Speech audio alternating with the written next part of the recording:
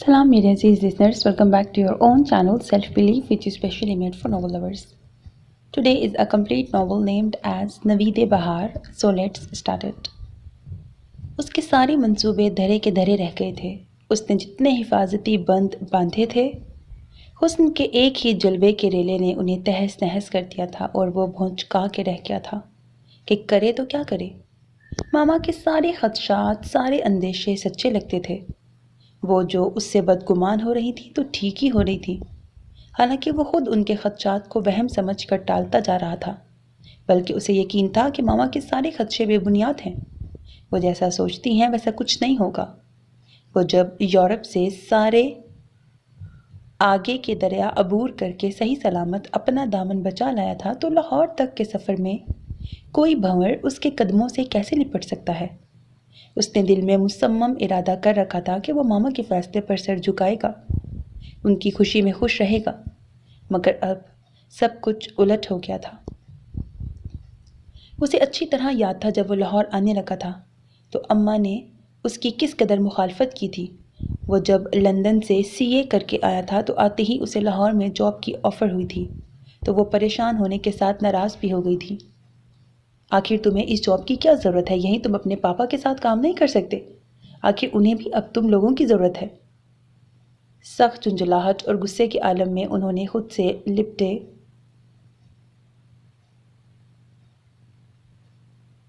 साइम को दूर धकेला था। आप ही की ख्वाहिश पर मैंने ये लाइन चूज़ की थी। पढ़ने के लिए बाहर भेज सकती हैं तो जॉब के लिए लाहौर क्यों नहीं? बाय प्लेन 1 घंटे से भी कम वक्त में मैं आपके पास आ सकता हूँ और आप मेरे पास। प्लीज़ मामा, इस्लामाबाद से लाहौर दूर ही कितना है? आप हुक्म करें, मैं हर वीकेंड पर आ जाया करूँगा। मेरे हुक्म के गुलाम होते तो मनमानी ही क्यों करते? मैं यहाँ तुम्हारे लिए लड़कियाँ ढूंढ रही हूँ और तुम हो कि आते ही मुझसे दूर जाने के प्रोग्राम बनाए बैठे हो। मामा ने एक बार फिर अपने गले से उसके बाजू झटके। ओफो, सेट तो होने दे पहले, फिर लड़कियां भी ढूंढ लीजिएगा। वैसे आपको मेरे टेस्ट का पता है ना, मुझे सिर्फ हसीन चेहरा ही नहीं, खूबसूरत लहजा और ज़हीन आंखें भी पसंद हैं। उसने मामा को बहलाया। बहुत मिन्नतों और वादों वईद के बाद उन्होंने उसे इजाज़त दी थी। उन्हें सिर्फ उससे ख़तरा था कि वो अपने लिए खुद ही कोई लड़की न ढूंढ ले, इसलिए अक्सर उसे तंबीह करती रहती थी। और अभी जब कुछ दिन पहले जब वो ईद की छुट्टियों में घर गया था, वो फिर से उसकी शादी का किस्सा लेके बैठ गई थी। क्या है सनी, ये भी कोई ज़िंदगी है? 2 बेटों की माँ हूँ मैं, और देखो बिल्कुल तन्हा अकेली इस बड़े घर में रहती हूँ। तुम्हें मुझ पर और अपने पापा पर तरस नहीं आता? मामा की बात का मतलब समझकर वो चिढ़ कर बोला था। सिर्फ मुझ पर ही इल्ज़ाम क्यों? भाई भी तो हैं, उन्हें क्यों नहीं बुलवा लेती आप? उनका भी तो कोई हक है या नहीं? साइब की अपनी जिम्मेदारियां कम हैं, फिर वो हर साल तो आ जाता है बीवी बच्चों को लेकर। अब वो अपना बिजनेस छोड़कर यहाँ आ जाए, अक्लमंदी तो नहीं है। वो हमेशा से साइब की हमायती थी। इसकी बड़ी वजह यही थी कि वो उनसे दूर परदेश में रहता था। तो क्या मैं जॉब छोड़कर आ जाऊं? साइब ने हैरत का मुजाहरा किया था। तो इसमें हर्जी क्या है? जवान औलाद माँ बाप के बुढ़ापे और तन्हाइयों की साथी नहीं होगी तो और कौन होगा? मेरे पापा को तो आप बूढ़ा ना कहें, वो अभी भी बिल्कुल फिट फाट हैं। चाहें तो शादियां मजीद कर सकते हैं। कि और बात है कि पापा बहुत शरीफ इंसान हैं, आपके अलावा इधर उधर देखने की हिम्मत नहीं उनमें।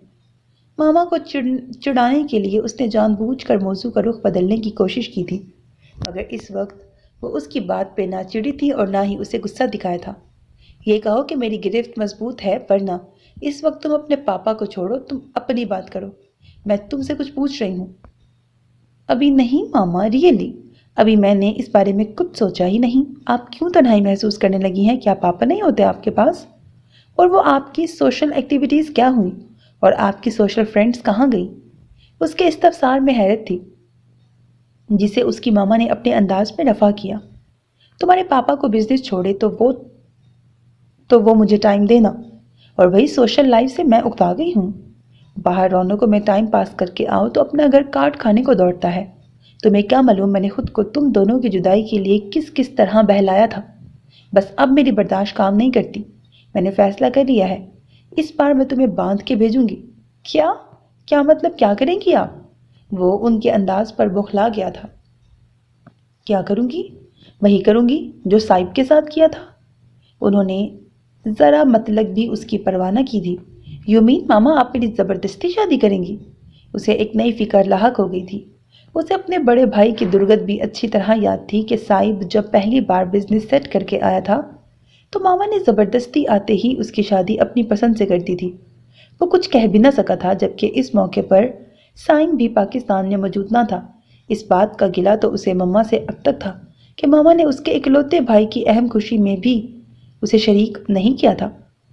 نہیں تم فکر نہ کرو، تمہارے ساتھ ایسا نہیں کروں گی۔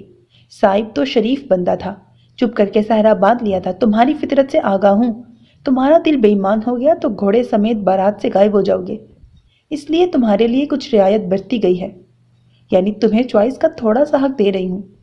ماما کے رویے نے اس کی جان ہی نکال لی تھی۔ ماما پلیز وضاحت سے بات کریں، ریئلی میری ہارٹ بیٹس اس قدر فاسٹ ہو گئی ہیں کہ مجھے لگ رہا ہے میرا ہارٹ فیل ہو جائے گا، کہیں آپ میرے ساتھ بھائی جیسا سلوک نہ کر دیں۔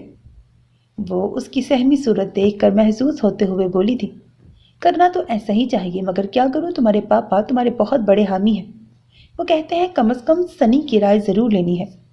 او مائی گریٹ پاپا، اس نے خوشی میں نعرہ لگایا۔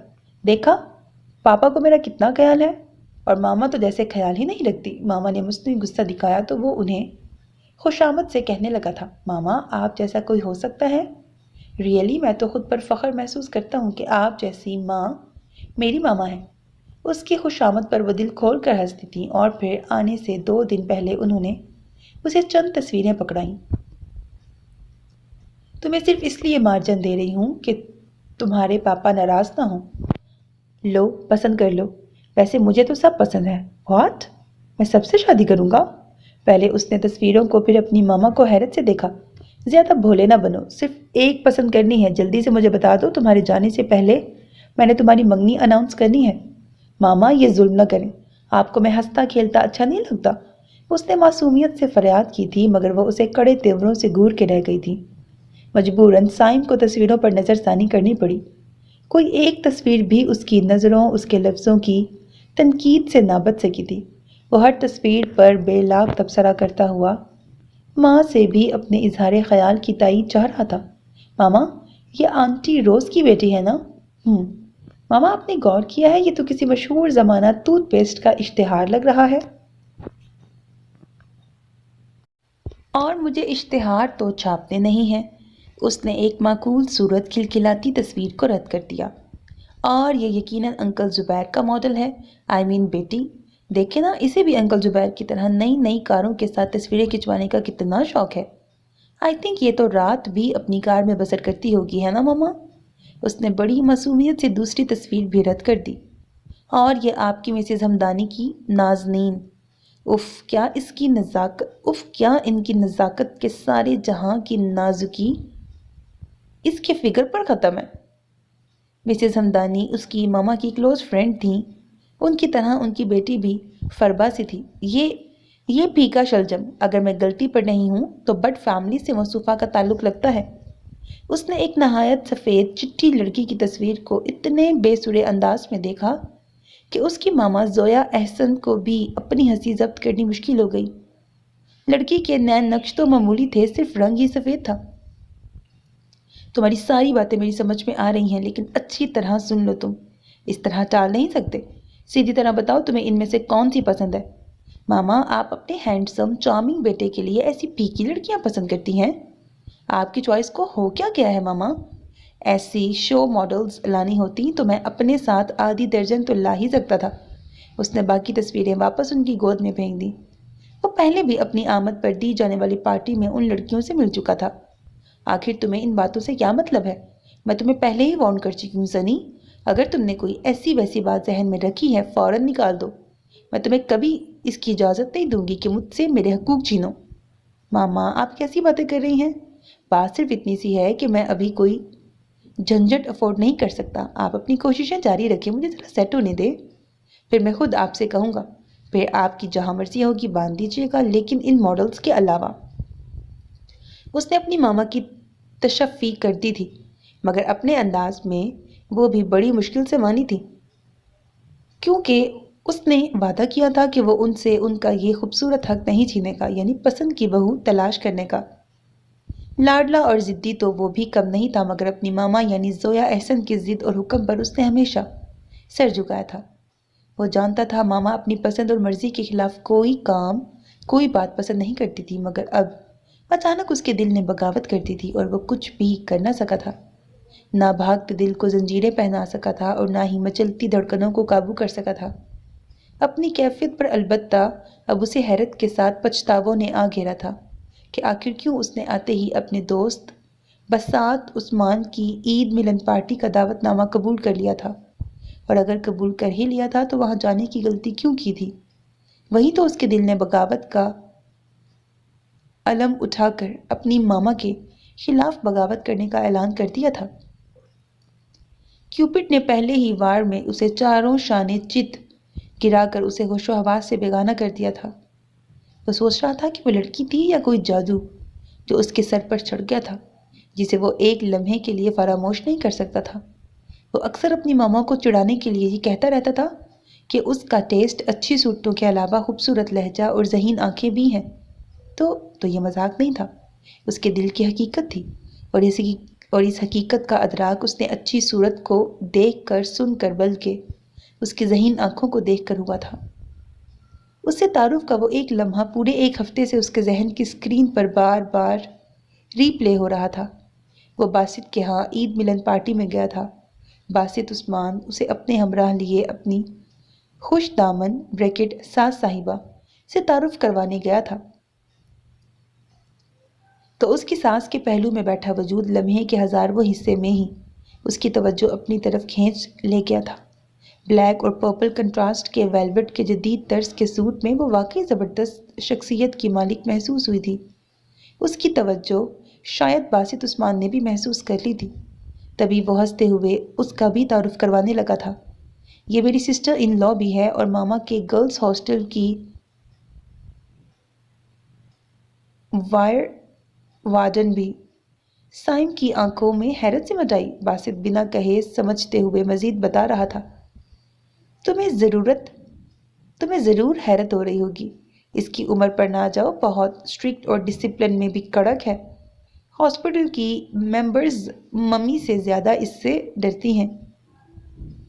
باسط بھائی موقع محل دیکھ کر پبلسٹی کیا کریں، ہمارا ہاسٹل گرلز اور ویمن کے لیے ہے، میل ممبرز کی ضرورت نہیں ہے ہمیں۔ اس کے لبوں کی خفیف مسکراہٹ میں بلا کی شرارت تھی، اور اس کی اسی ادا نے تو سائم کو جیسے گھائل کر دیا تھا۔ وہ اس کی خفیف مسکراہٹ میں کھو ہی گیا تھا کہ باسط کے کہے نے اسے حقیقتاً حال میں واپس کھینچ لیا تھا۔ چلو سائم چلیں یار، ورنہ یہ رواحہ علی تو میری نیک نیتی پر بھی چوٹ کرنے سے نہیں چکے گی، اور تم سے اب تک اس کے ذہن میں ایک ہی سین چل رہا تھا، اور تب سے اب تک اس کے ذہن میں ایک ہی سین چل رہا تھا اور ایک ہی نام گونج رہا تھا، رواحہ علی۔ اسے خود خبر نہیں تھی کہ وہ کیسے اس نام کے سحر میں گرفتار ہوا تھا کہ اسے نہ خود پر اختیار رہا تھا اور نہ ہی دل پر۔ اس کے ارادے وعدے سبھی خاک ہو گئے تھے۔ 21-22 سالہ لڑکی کی ایک ہی مسکراہٹ اسے فنا کر گئی تھی۔ وہ ماما کے بارے میں سوچتا تو دل و روح بے چین اور بے قرار ہونے لگتے، رواحہ علی کے لیے سوچتا تو ذہن میں ہلچل مچ جاتی۔ دل رواحہ کے ساتھ پر مسر تھا، جبکہ ذہن ماما سے کیے وعدے یاد دلاتا تھا۔ اپنی طبیعت کی بے چینی اور کشمکش کی وجہ سے اپنا کام بھی ٹھیک طرح نہیں کر پا رہا تھا۔ دل رواحہ علی کی طرف ہمکتا رہتا تھا، جسے تھپک تھپک کر وہ تھک گیا تھا، اور پھر اس نے بہت کچھ سوچتے ہوئے ہار مان لی تھی۔ ماما کو منایا جا سکتا تھا، مگر دل کے منانے کے لیے صرف رواحہ علی کا ساتھ چاہیے تھا، جس کے بغیر اسے اپنا آپ ادھورا محسوس ہونے لگا تھا۔ زندگی بے رنگ و نور رنگنے لگی تھی۔ اس نے سوچ لیا تھا کہ وہ رواحہ علی کو پانے کی کوشش ضرور کرے گا، اسے ضرور بتائے گا کہ کیسے۔ اس کی ایک جھلک نے اس کے مضبوط ارادوں کو ریزہ ریزہ کر دیا تھا۔ آفس سے اٹھ کر وہ کمپنی کی طرف سے ملنے والے اپارٹمنٹ میں آج مطمئن ہو کر داخل ہوا تھا۔ چند روز سے چھائی بے کلی اب غائب ہو چکی تھی، کیونکہ اس کا دل ایک فیصلے پر قائم ہو گیا تھا۔ رواحہ علی تک پہنچنے کے لیے اسے باسط عثمان کو سیڑھی بنانا تھا۔ اسی غرض سے وہ بہت موڈ میں تیاری کر رہا تھا کہ اسی دم اس کی ماما کے فون نے نہ صرف اس کا موڈ خراب کر دیا بلکہ اسے اپنے نئے ارادے اور فیصلے پر نئے سرے سے غور و خوض کرنے پر بھی مجبور کر دیا۔ رسمی الیک سلیک اور پیار و محبت کے بعد زویا احسن اپنے اصل مقصد کی طرف آ گئیں۔ سنی، اس ویکینڈ پر تم گھر آ جاؤ، میں تمہیں ایک لڑکی سے ملوانا چاہتی ہوں۔ ماما کے ارادے سن کر اس کے تو جسم سے جان ہی نکل گئی۔ کیا اس ویکینڈ پر؟ اوہ ریئلی، میں اس ویکینڈ پر تو نہیں آ سکوں گا، میں بہت بیزی ہوں۔ سنڈے کو ارلی مارننگ میری ایک میٹنگ بھی ہے، پلیز ماما سوری۔ اس کے ذہن نے بہت تیزی سے کام کر کے ماما کو ٹالنے کی کوشش کی۔ سنی، میں تمہارا کوئی بہانہ نہیں سننا چاہتی، چاہے چند گھنٹوں کے لیے آؤ، تمہیں ضرور آنا ہے۔ ماما ٹرائی ٹو انڈرسٹینڈ یار، میں کوئی بہانہ نہیں کر رہا، میں واقعی بزی ہوں۔ لیکن تم نے تو کہا تھا کہ تمہیں جب بلاؤں گی تم بھاگے چلے آؤ گے۔ ماما نے قدرے ناراضگی سے اسے اس کا وعدہ یاد دلایا۔ ابھی تو عید پر کتنے دن رہ کر گیا ہوں، بزی نہ ہوتا تو ابھی بھی ضرور آتا۔ آپ سے کہا تو تھا کہ ذرا مجھے خود کو مینٹلی پریپیئر تو کرنے دیں۔ آپ کچھ دن صبر کر لیں، پھر میں آپ کی خواہش پوری کر دوں گا۔ بس مجھے جھوٹے بہلاوے دیتے جاؤ، ایسا نہ ہو کہ میں کسی دن صاحب کی طرح تمہاری بارات سجا کر تمہیں لینے آ جاؤں۔ زویا احسن کا موڈ کسی طرح ٹھیک نہ ہوا۔ ایسا غضب مت کیجیے گا ماما، آپ کو جلدی کس بات کی ہے؟ میں کہیں بھاگا جا رہا ہوں یا آپ کی پسند کی ہوئی نئی لڑکی؟ سائم نے بمشکل اپنے موڈ پر قابو پا کر ماما کو بہلانے کی کوشش کی تو وہ بھی اپنی جلد بازی کا احساس ہوتے ہی قدرے تحمل سے گویا ہوئی۔ تو کیا کروں؟ کوئی اچھی لڑکی دیکھتی ہوں تو تمہارا خیال آ جاتا ہے، اور اگر میرے ساتھ یہ سچویشن ہو جائے تو میں کسی کو مس نہ کرنا چاہوں تو آپ کا ریئیکشن کیا ہوگا؟ سائم، یہ کیا بکواس کر رہے ہو؟ جانتے ہو کیا کہہ رہے ہو؟ اگر تم سامنے ہوتے تو تمہیں اپنا ریئیکشن دکھاتی۔ زویا احسن غصے میں بول اٹھی تو وہ فوراً گھبرا کر بولا، آپ اتنی ناراض کیوں ہو رہی ہیں؟ میں نے صرف ایک بات پوچھی ہے۔ تم نے ایسی بات پوچھی بھی کیوں؟ تم جانتے نہیں ہو میں تمہیں اتنی سی اجازت نہیں دے سکتی کہ تم کسی لڑکی کے بارے میں سوچو۔ میں تمہیں کیا معلوم کہ تمہاری لائف پارٹنر کیسی لڑکی ہونی چاہیے؟ زویا احسن اپنی ممتا کے غرور میں مبتلا تھی۔ انہوں نے ہمیشہ اپنی مرضی کے فیصلے کیے تھے اور خوش قسمتی سے ان کا ہر فیصلہ قابل قبول ہوا تھا۔ اسی لیے وہ سائم پر بھی بہت مان کے ساتھ اپنی مرضی مسلط کرنا چاہتی تھی۔ تو پھر کسے ہوگا؟ سائم نے ماں کی بات پر حیرت کا اظہار کیا تو وہ مزید اسے سمجھاتے ہوئے بولی، سائم، مجھے تمہارے ارادے کچھ نیک نہیں لگ رہے۔ کوئی بھی قدم اٹھانے سے پہلے اتنا یاد رکھنا کہ تمہاری پسند کی ہوئی لڑکی کو میں کبھی اپنے گھر میں قدم بھی نہیں رکھنے دوں گی، اور ساتھ میں تمہیں بھی ہمیشہ کے لیے بے دخل کر دوں گی۔ تم جانتے ہو میرا ہر فیصلہ پتھر کی لکیر ہوتا ہے۔ زویا احسن کے سنگین لہجے پر سائم کا سارا جوش ٹھنڈا ہو گیا۔ ماما، میں نے آپ سے مذاق میں ایسا کہا تھا، ریئلی ابھی میرا شادی تو کیا، کسی لڑکی کو سوچنے کا بھی دل نہیں چاہ رہا۔ پلیز ابھی آپ مجھے اس معاملے میں معافی رکھیے۔ میں اس ویکینڈ پر تو نہیں، ہاں اگلے ویکینڈ پر آنے کی کوشش کروں گا، لیکن صرف آپ سے اور پاپا سے ملنے۔ ماما کی مزید گفتگیاں سمیٹنے کی بجائے اس نے فون بند کر دیا۔ ایک بار پھر رواحہ علی تک رسائی حاصل کرنے کا فیصلہ لڑکھڑا گیا تھا، کیونکہ ماما کے فون سے اسے اندازہ ہو گیا تھا کہ وہ اس کے اس قسم کے اقدام سے انتہائی رد عمل کا مظاہرہ ضرور کریں گی۔ اسے اپنی ماما کی ضد اور اٹل فیصلوں اور دھمکیوں کا اچھی طرح احساس تھا، اس لیے اس نے دل کو سمجھانے بہلانے کی کوشش کی تھی۔ خود کو اپنی خواہش سے باز رکھنے کے لیے اس نے باسط عثمان سے ملنا بھی چھوڑ دیا تھا کہ کہیں اس کا دل بے قرار ہو کر اظہار تمنا نہ کر دے۔ اس کا دل تو ویسے بھی ان دنوں میں اڑیل گھوڑا بنا ہوا تھا کہ رواحہ علی کی ذات سے آگے بڑھنے کا نام ہی نہیں لے رہا تھا۔ اگلے روز ہی اس نے پاپا کو فون کر کے اس بات کے لیے راضی کیا تھا وہ ابھی ماما کو اس سے شادی والے اقدام سے روکے۔ انہوں نے بھی اس سے وعدہ کر لیا تھا کہ اس کی رضامندی جب تک نہیں ہوگی وہ زویا کو اس طرف جانے نہیں دیں گے۔ تم نے تو پارٹی کے بعد شکل ہی نہیں دکھائی، کہاں غائب ہو یار؟ اتنی بے مروتی اچھی نہیں ہوتی۔ سائم لنچ کے لیے آفس سے نکلا ہی تھا کہ باسط نے اسے آ پکڑا۔ نہیں ایسی کوئی بات نہیں ہے، ایکچولی میں آج کل بہت بزی ہوں۔ باسط کو دیکھتے ہی اس کے مرجھائے دل نے کہا لگایا تھا۔ اس کے اندر جو گھٹن سی تھی باسط کے اچانک ملنے پر خوشگواریت میں بدل گئی تھی۔ صاحب ظاہر ہے اسی لیے آفس سے باہر نظر آ رہے ہو؟ باسط مزید شکوہ کنہ نگاہوں سے دیکھتا بولا، تو تم کیا چاہتے ہو، کام کے لیے کھانا پینا بھی چھوڑ دوں؟ اوہ تو لنچ کے لیے نکلے ہو، پھر تو میں نے تمہیں موقع پہ پکڑا ہے، چلو آؤ، گھر تمہاری بھابھی انتظار کر رہی ہوں گی۔ نہیں یار، آج نہیں، پھر کسی دن آ جاؤں گا۔ سائم نے خود کو سنبھالنے کے لیے ایک موقع اور تلاش کیا۔ ہوٹل کا لنچ کیا گھر کے لنچ سے اچھا ہوگا؟ ایسی بات نہیں ہے، وہ بس سائم سے بات نہ بنی۔ بس کوئی تکلف، کوئی بہانہ نہیں، تم فوراً گھر پہنچو، ویسے بھی زینی تمہیں بہت یاد کر رہا ہے۔ باسط نے اپنے بیٹے کا نام لے کر اسے بالکل ہی بے بس کر دیا۔ وہ جب باسط کے ساتھ اس کے ڈرائنگ روم میں داخل ہوا تو لمحہ بھر کو اس کی دھڑکنیں جیسے تھم گئی تھیں۔ الوینا باسط کے ساتھ وہ جانی ستم بھی بیٹھی تھی۔ اگلے ہی لمحے وہ خود کو سنبھالتا لاپرواہی کا مظاہرہ کرتا 3 سالہ زیبی کے گال چومتا ہیلو ایوری بڈی کہتا کرسی کھینچ کر بیٹھ گیا۔ رواحہ علی اس کے بالکل مقابل بیٹھی تھی، اسی کی آنکھوں میں بھی شناسائی کی ہلکی سی رمق جاگ کر معدوم ہو گئی تھی۔ آج کل کہاں غائب ہیں؟ زیبی ہر روز آپ کا انتظار کرتا رہا ہے، اور اس کا چاچو ایسا گیا کہ پلٹ کر خبر ہی نہیں کہ بھتیجے سے کیا کیا وعدے کر رکھے ہیں۔ سو سوری چاچو کی جان۔ سائم نے پاس بیٹھے زیبی کے بال بکھیرے اور پھر الوینا کو مخاطب کیا۔ بھابھی، بلیو می، میں بہت بزی رہا ہوں۔ اس نے الوینا سے زیادہ خود کو جیسے باور کرایا تھا۔ الوینا بھی مصنوعی خفگی کا مظاہرہ کر رہی تھی۔ جی اب آپ بہانے بنا لیں، اپنے دوست سے تو روز ہی ملاقات کرتے ہوں گے۔ باسط سے بھی فنکشن کے بعد میں آج ہی ملا ہوں، بلکہ یہ زبردستی مجھ سے ملا ہے، آپ پوچھ لیں اس سے۔ اس نے پانی کا گلاس لبوں سے لگاتے ہوئے درزیدہ نظروں سے رواحہ کو بھی دیکھا۔ وہ اپنی پلیٹ پر جھکی ہوئی تھی۔ سائم کی بھوک پیاس کئی دنوں سے ختم ہو گئی تھی، آج اس کا دیدار پا کر وہ ویسے ہی سیر ہو گیا تھا۔ 2-4 لقمے حلق سے اتارنے کے بعد اس نے ہاتھ کھینچ لیا تو الوینا نے حیرت سے پوچھا، کیا بات ہے، کھانا اچھا نہیں بنا؟ نہیں، بہت اچھا بنا ہے، مجھے بس بھوک ہی اتنی تھی۔ ماما کی دھمکیوں کا خیال آتے ہی دل اچاٹ سا ہو گیا تھا۔ جس رستے پر وہ چل نہیں سکتا تھا اس رستے پر ٹہرنا تو حماقت ہی تھی۔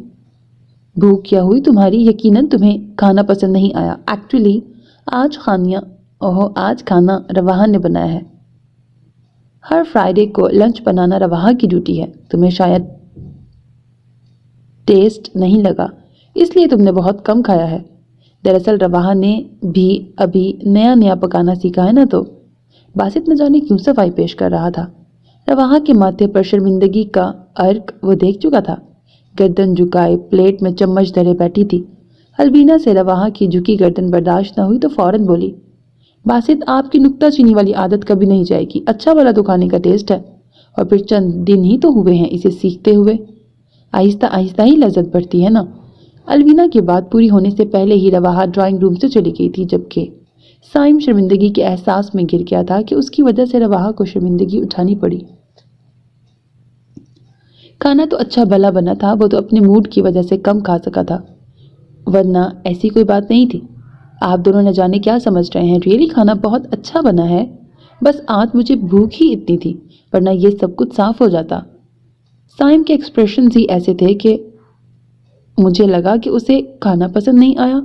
تم فکر نہ کرو، میں رواحہ سے ہاتھ جوڑ کے معافی مانگوں گا۔ باسط کو ناراض بیوی کا رویہ برداشت نہیں ہوا تو فوراً صفائی پیش کی، اور میری طرف سے بھی سوری کہہ دینا بھابھی، میں انشاءاللہ پھر چکر لگاؤں گا، ابھی مجھے اجازت دے۔ طبیعت میں مزید بے چینی گھل گئی تھی، اس لیے وہ وہاں پر رکا نہیں تھا۔ رواحہ کو دیکھنے کے بعد اس کے ڈاماڈول ارادے پھر سے قائم ہو گئے تھے۔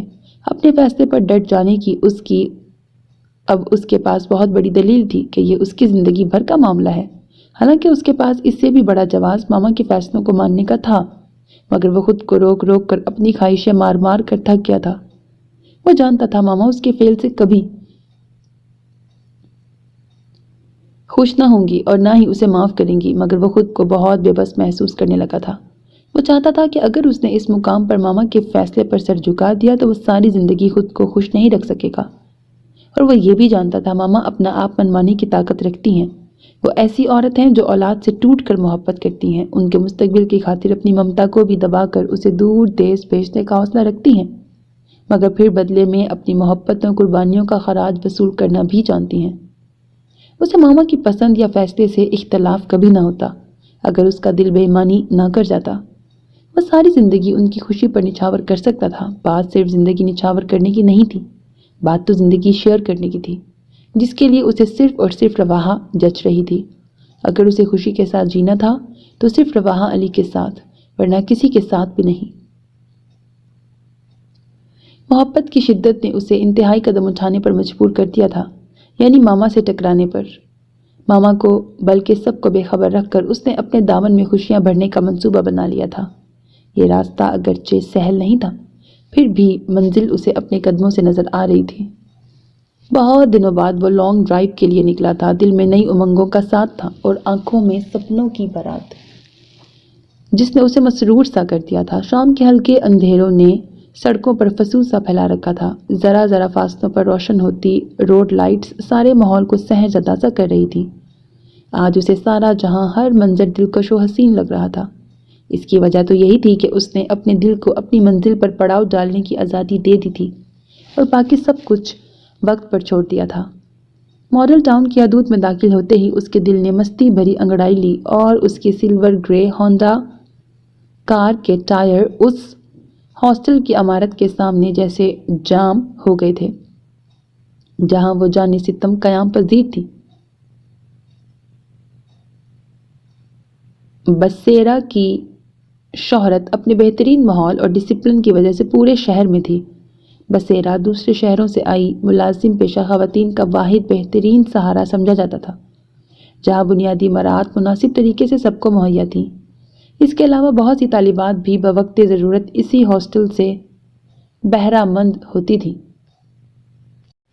وہ بسیرا کے باہر کھڑا سوچ رہا تھا کہ اندر جائے تو کیسے جائے اور اظہار مدعا کرے۔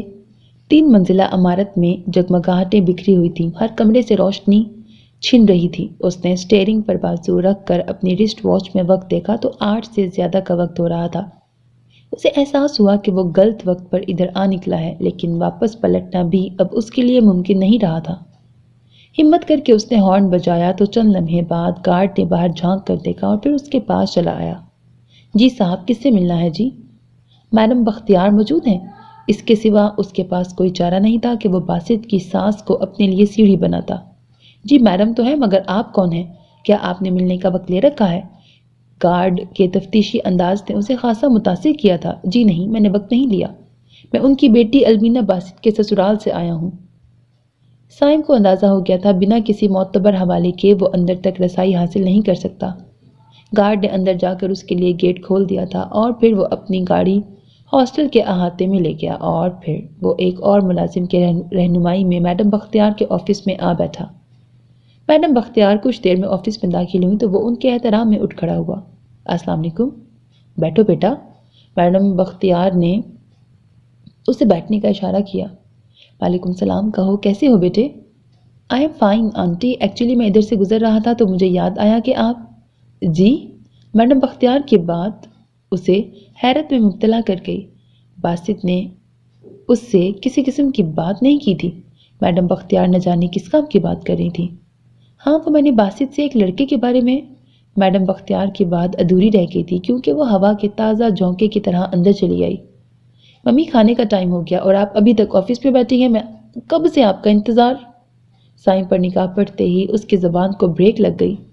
سوری جان، دراصل سائم بیٹے کو آج ہمارا مہمان بننا تھا، آج یہ بھی ہمارے ساتھ ڈنر میں شامل ہوں گے۔ اس نے نامحسوس انداز میں اسے دیکھا تو سائم اس کی جانب متوجہ تھا۔ ہیلو، السلام علیکم۔ وہ سلام کرتے ہی واپس پلٹ گئی جبکہ بختیار میڈم اسے اپنے ہمراہ چلنے کے لیے کہہ رہی تھی۔ آنٹی پلیز، کسی فارمیلٹی کی ضرورت نہیں ہے، میں پھر کسی دن آ جاؤں گا۔ فارمیلٹی میں تو تم پڑھ رہے ہو بیٹے، ایسا کبھی نہیں ہوا کہ کوئی ہمارے ہاں کھانے کے وقت مہمان ہو اور کھانا کھائے بغیر چلا جائے۔ کم آن۔ میڈم بختیار کے پرشفقت لب و لہجے پر وہ بے بس ہو گیا اور جب وہ ان کے ساتھ ان کے رہائشی حصے میں آیا تو ہر چیز سے حویدہ ہوتی سادگی میڈم بختیار کی فطرتی رنگ کو اجاگر کر گئی تھی۔ اس میں کچھ کمال رواحہ کا بھی تھا۔ ڈائننگ ٹیبل پر صرف 1-2 لوازمات تھے جس سے سائم کو ان کی کنات کا اندازہ بھی ہو رہا تھا اور خلوص کا بھی۔ انہوں نے کسی تصنع اور بناوٹ کا سہارا نہیں لیا تھا، جو کچھ حاضر تھا اسے بھی شریک کر لیا تھا۔ آپ کھڑے کیوں ہیں؟ بیٹھے نا۔ بے فکر رہیں، آج میں نے کھانا نہیں بنایا، آج ممی نے بنایا ہے اور ممی کھانا بہت اچھا بناتی ہیں۔ رواحہ پانی کا جگ لے کر آئی تو اسے کھڑا دیکھ کر بے تاثر انداز میں اسے تسلی دیتے ہوئے بیٹھنے کو کہا۔ اس دن بھی کھانا بہت اچھا بنا تھا، ریئلی اس دن مجھے بھوک ہی نہیں تھی، میری وجہ سے اگر آپ ہرٹ ہوئی ہیں تو پلیز سوری۔ میں تو ایسے ہی کہہ رہی تھی، آپ بیٹھے نا۔ اور نہ حیران اور نہ ہی شرمندہ ہوں، یہاں ہر روز ہی کوئی نہ کوئی گیسٹ ہوتا ہے۔ رواحہ کا پرخلوص اور پر اعتماد انداز اس کے حوصلے بڑھا گیا تھا۔ آج اس نے بہت دنوں بعد گھر کا کھانا کھایا تھا، اس لیے اسے لطف بھی آیا، پیٹ بھرنے کے ساتھ ساتھ نظر کی پیاس بجھی تھی۔ شربت دیدار سے دل و نظر کے پیمانے لبریز سے ہو گئے تھے۔ میڈم بختیار کھانے کے بعد اسے اپنے چھوٹے سے ڈرائنگ روم میں لے آئی تھیں، جہاں رواحہ نے انہیں قہوہ سرو کر کے خود معذرت کر لی تھی۔ باسط نے تم سے میرے کام کے بارے میں کہا تھا۔ کیسا کام؟ مجھ سے تو باسط نے کوئی بات نہیں کی آنٹی جی، کیا کام ہے مجھے بتائیں۔ اس نے حیرت کے اظہار کے بعد مخلصانہ پیشکش بھی کی، مگر اب میڈم بختیار شش و پنج میں پڑ گئی تھی کہ بات کریں یا نہ کریں۔ سائم کا دل خوشگواں اپنے بارے میں کوئی اچھی امید دلا رہا تھا کہ اس سے میڈم بختیار کو کیا کام ہو سکتا ہے سوائے اس جیسے خوبرو کماؤ پت کو اپنی فرزندی میں لینے کے علاوہ۔ ایک لمحے میں اس کے دل نے نہ جانے کیا سے کیا سوچ لیا تھا۔ نہیں چھوڑو، باسط نے ہی جب مناسب نہیں سمجھا تو قہوہ پیو بیٹا، ٹھنڈا تو نہیں ہو گیا۔ آپ مجھے بیٹا بھی کہہ رہی ہیں اور گیریت بھی برت رہی ہیں، کھل کر بات کریں، باسط سے تو کافی دن سے ملا ہی نہیں ہوں، شاید اس لیے تو مجھ سے کچھ کہہ نہیں سکا، آپ پلیز بتائیں نا کیا کام ہے۔ وہ ان کی کشمکش بھانپتے ہوئے انہیں بولنے پر اکسانے لگا۔ کام بھی کیا ہے بیٹا، بس تھوڑی سی ہیلپ چاہیے تمہاری، آپ حکم کریں آنٹی جی۔ اس کی محبت اور فرما برداری پر میڈم بختیار جیسے مطمئن ہو گئی۔ بات یہ ہے کہ دراصل رواحہ کا ایک پروپوزل آیا ہوا ہے، میں نے باسط سے کہا تھا کہ ذرا لڑکے کے بارے میں انکوائری کروائے۔ میرا اپنا تو کوئی بیٹا نہیں ہے جو یہ کرے، اب باسط پر ہی انحصار ہے۔ پتہ نہیں باسط نے کیوں لاپرواہی کا مظاہرہ کیا ہے کہ رواحہ کے پروپوزل کا سن کر اس کا دل اچھل کر جیسے حلق میں آ گیا۔ میرے لائق کیا خدمت ہے آنٹی جی؟ وہ بمشکل کہہ سکا، آواز گھٹی گھٹی سی ہو گئی تھی۔ خدمت نہیں بیٹا، ایک مہربانی کر تو۔ دراصل جس لڑکے کا پروپوزل رواحہ کے لیے آیا ہے، مجھے پتہ چلا ہے وہ اسی کمپنی میں کام کرتا ہے جس میں تم ہو، اسی لیے میں نے باسط سے کہا تھا کہ تمہارے ذریعے وہ لڑکے کے چال چلن کے بارے میں پتہ کروائے۔ بے شک وہ اچھے شریف لوگ ہیں، پھر بھی بیٹا بالکل آنکھیں بند کر کے تو بھروسہ نہیں کیا جا سکتا۔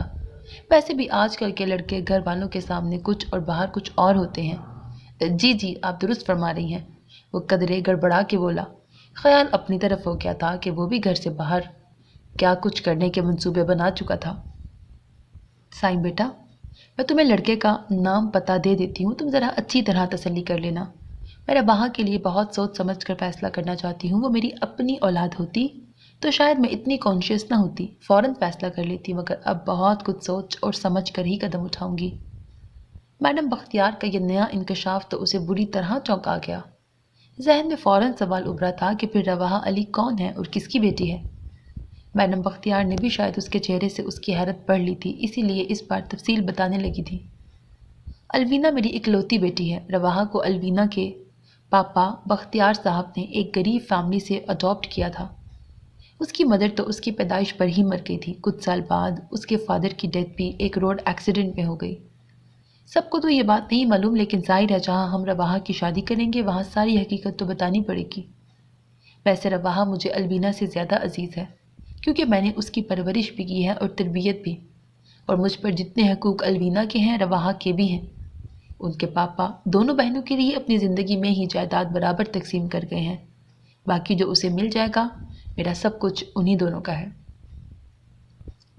سائن کو تو پہلے ہی اس کے آئے پروپوزل کے ذکر نے پریشان کر دیا تھا، اب مزید وہ میڈم بختیار کی باتوں سے الجھ سا گیا۔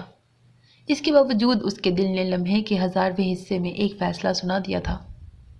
اسے ہر حال میں رواحہ علی کا ساتھ چاہیے تھا، نہ اسے اس بات کی فکر اور اندیشہ تھا کہ اس کا حسب نسب کیا ہے، اور نہ ہی اس کے نام لکھی جائیداد اور دولت سے اسے غرض تھی، اور نہ ہی اس وقت اسے اپنی ماما کا خوف تھا۔ آنٹی، کیا رواحہ علی اس پروپوزل سے آگاہ ہے؟ میرا مطلب ہے آپ ان سے اس سلسلے میں بات کر چکی ہیں؟ وہ اپنی بات کہتے ہوئے ہچکچا رہا تھا۔ اس کے علم میں ابھی کوئی بات نہیں ہے، میں پہلے خود مطمئن ہونا چاہتی ہوں پھر اسے باخبر کرنا چاہتی ہوں۔ میڈم بختیار کو غیر معمولی سا احساس ہوا تھا۔ آنٹی، اگر آپ برا نہ مانیں تو میں ایک جسارت کرنا چاہتا ہوں۔ انہوں نے سائم کو اس بار چونک کر دیکھا۔ اس کے چہرے پر نئے جذبوں کے رنگ پھیلے تھے اور آنکھوں میں روشنی۔ وہ جہاں دیدہ خاتون تھی، اپنی باریک بین نظروں سے ہی وہ اس کے دل کا حال جان گئی تھی۔ اس کے چہرے پر رواحہ علی کا حصول اور طلب صاف لکھی ہوئی تھی۔ کیسی جسارت بیٹا؟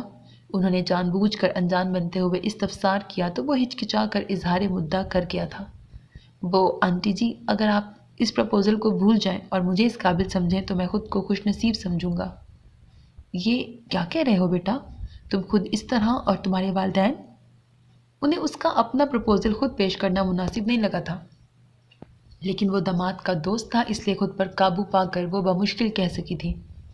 میں جانتا ہوں آنٹی، میں نے کچھ مناسب انداز میں آپ سے بات نہیں کی، لیکن کیا کروں؟ میں ابھی آپ سے نہ کہتا تو شاید آپ بعد میں کہنے پر یہ سوچنے پر مجبور ہو جاتی کہ میں کسی اور مقصد کے لیے اظہار کر رہا ہوں۔ آپ سمجھ رہی ہیں نا میری بات؟ میڈم بختیار کی خاموشی پر وہ گڑبڑا گیا تھا۔ میں دراصل آج آیا ہی اس ارادے سے تھا۔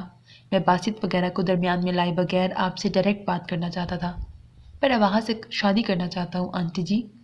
اس نے پوری سچائی اور صداقت سے دل کی بات کہی تو میڈم بختیار نے اسے سوچتی نظروں سے دیکھا اور سوچا کہ رواحہ سے صرف 3 بار ملا تھا اور یہ ملنا ایسا سنسنی خیز بھی نہیں تھا کہ کوئی نتیجہ نکلتا، مگر وہ اپنے طور پر بہت آگے بڑھ کر شادی تک کے فیصلے پر پہنچا تھا تو اس کے جذبوں میں صداقت ضرور تھی۔ ٹھیک ہے بیٹا، یہ تو تمہارے دل کی بات تھی جو تم نے مجھ سے کہہ دی، لیکن اپنے ارادوں کی تکمیل کے لیے پہلے اپنے والدین کا مشورہ بھی تو لینا چاہیے، بلکہ اصولی طور پر تم پہلے انہیں اپنے فیصلے کے بارے میں بتا کر لے کر آؤ۔ میں بھی کچھ سوچوں گی، الوینا اور باسط سے مشورہ کر کے رواحہ سے بھی اندیہ لوں گی، تبھی کوئی فیصلہ کن بات ہو سکے گی۔ ابھی کچھ کہنا بہت مشکل ہے بیٹا۔ میڈم بختیار نے اسے کسی خوش فہمی میں مبتلا نہیں کیا تھا۔ آنٹی جی، میں آپ سے کچھ باتیں کرنا چاہتا ہوں، مگر آپ کے پاس وقت ہو تو؟ ہاں بیٹا کہو، میں اس وقت بالکل فارغ ہوں۔ ہاسٹل کی ذمہ داریاں تو ویسے بھی رواحہ اٹھاتی ہے۔ آنٹی جی، میں آپ سے جھوٹ نہیں بولوں گا اور نہ ہی کوئی ایسا وعدہ کروں گا جو مجھ سے پورا نہ ہو سکے۔ دراصل میں اپنے والدین سے اس بارے میں کوئی مشورہ نہیں کر سکتا۔ میری ماما اس فیصلے سے نہ صرف ناراض ہوں گی بلکہ ہو سکتا ہے وہ مجھ سے بائیکاٹ ہی کر لیں۔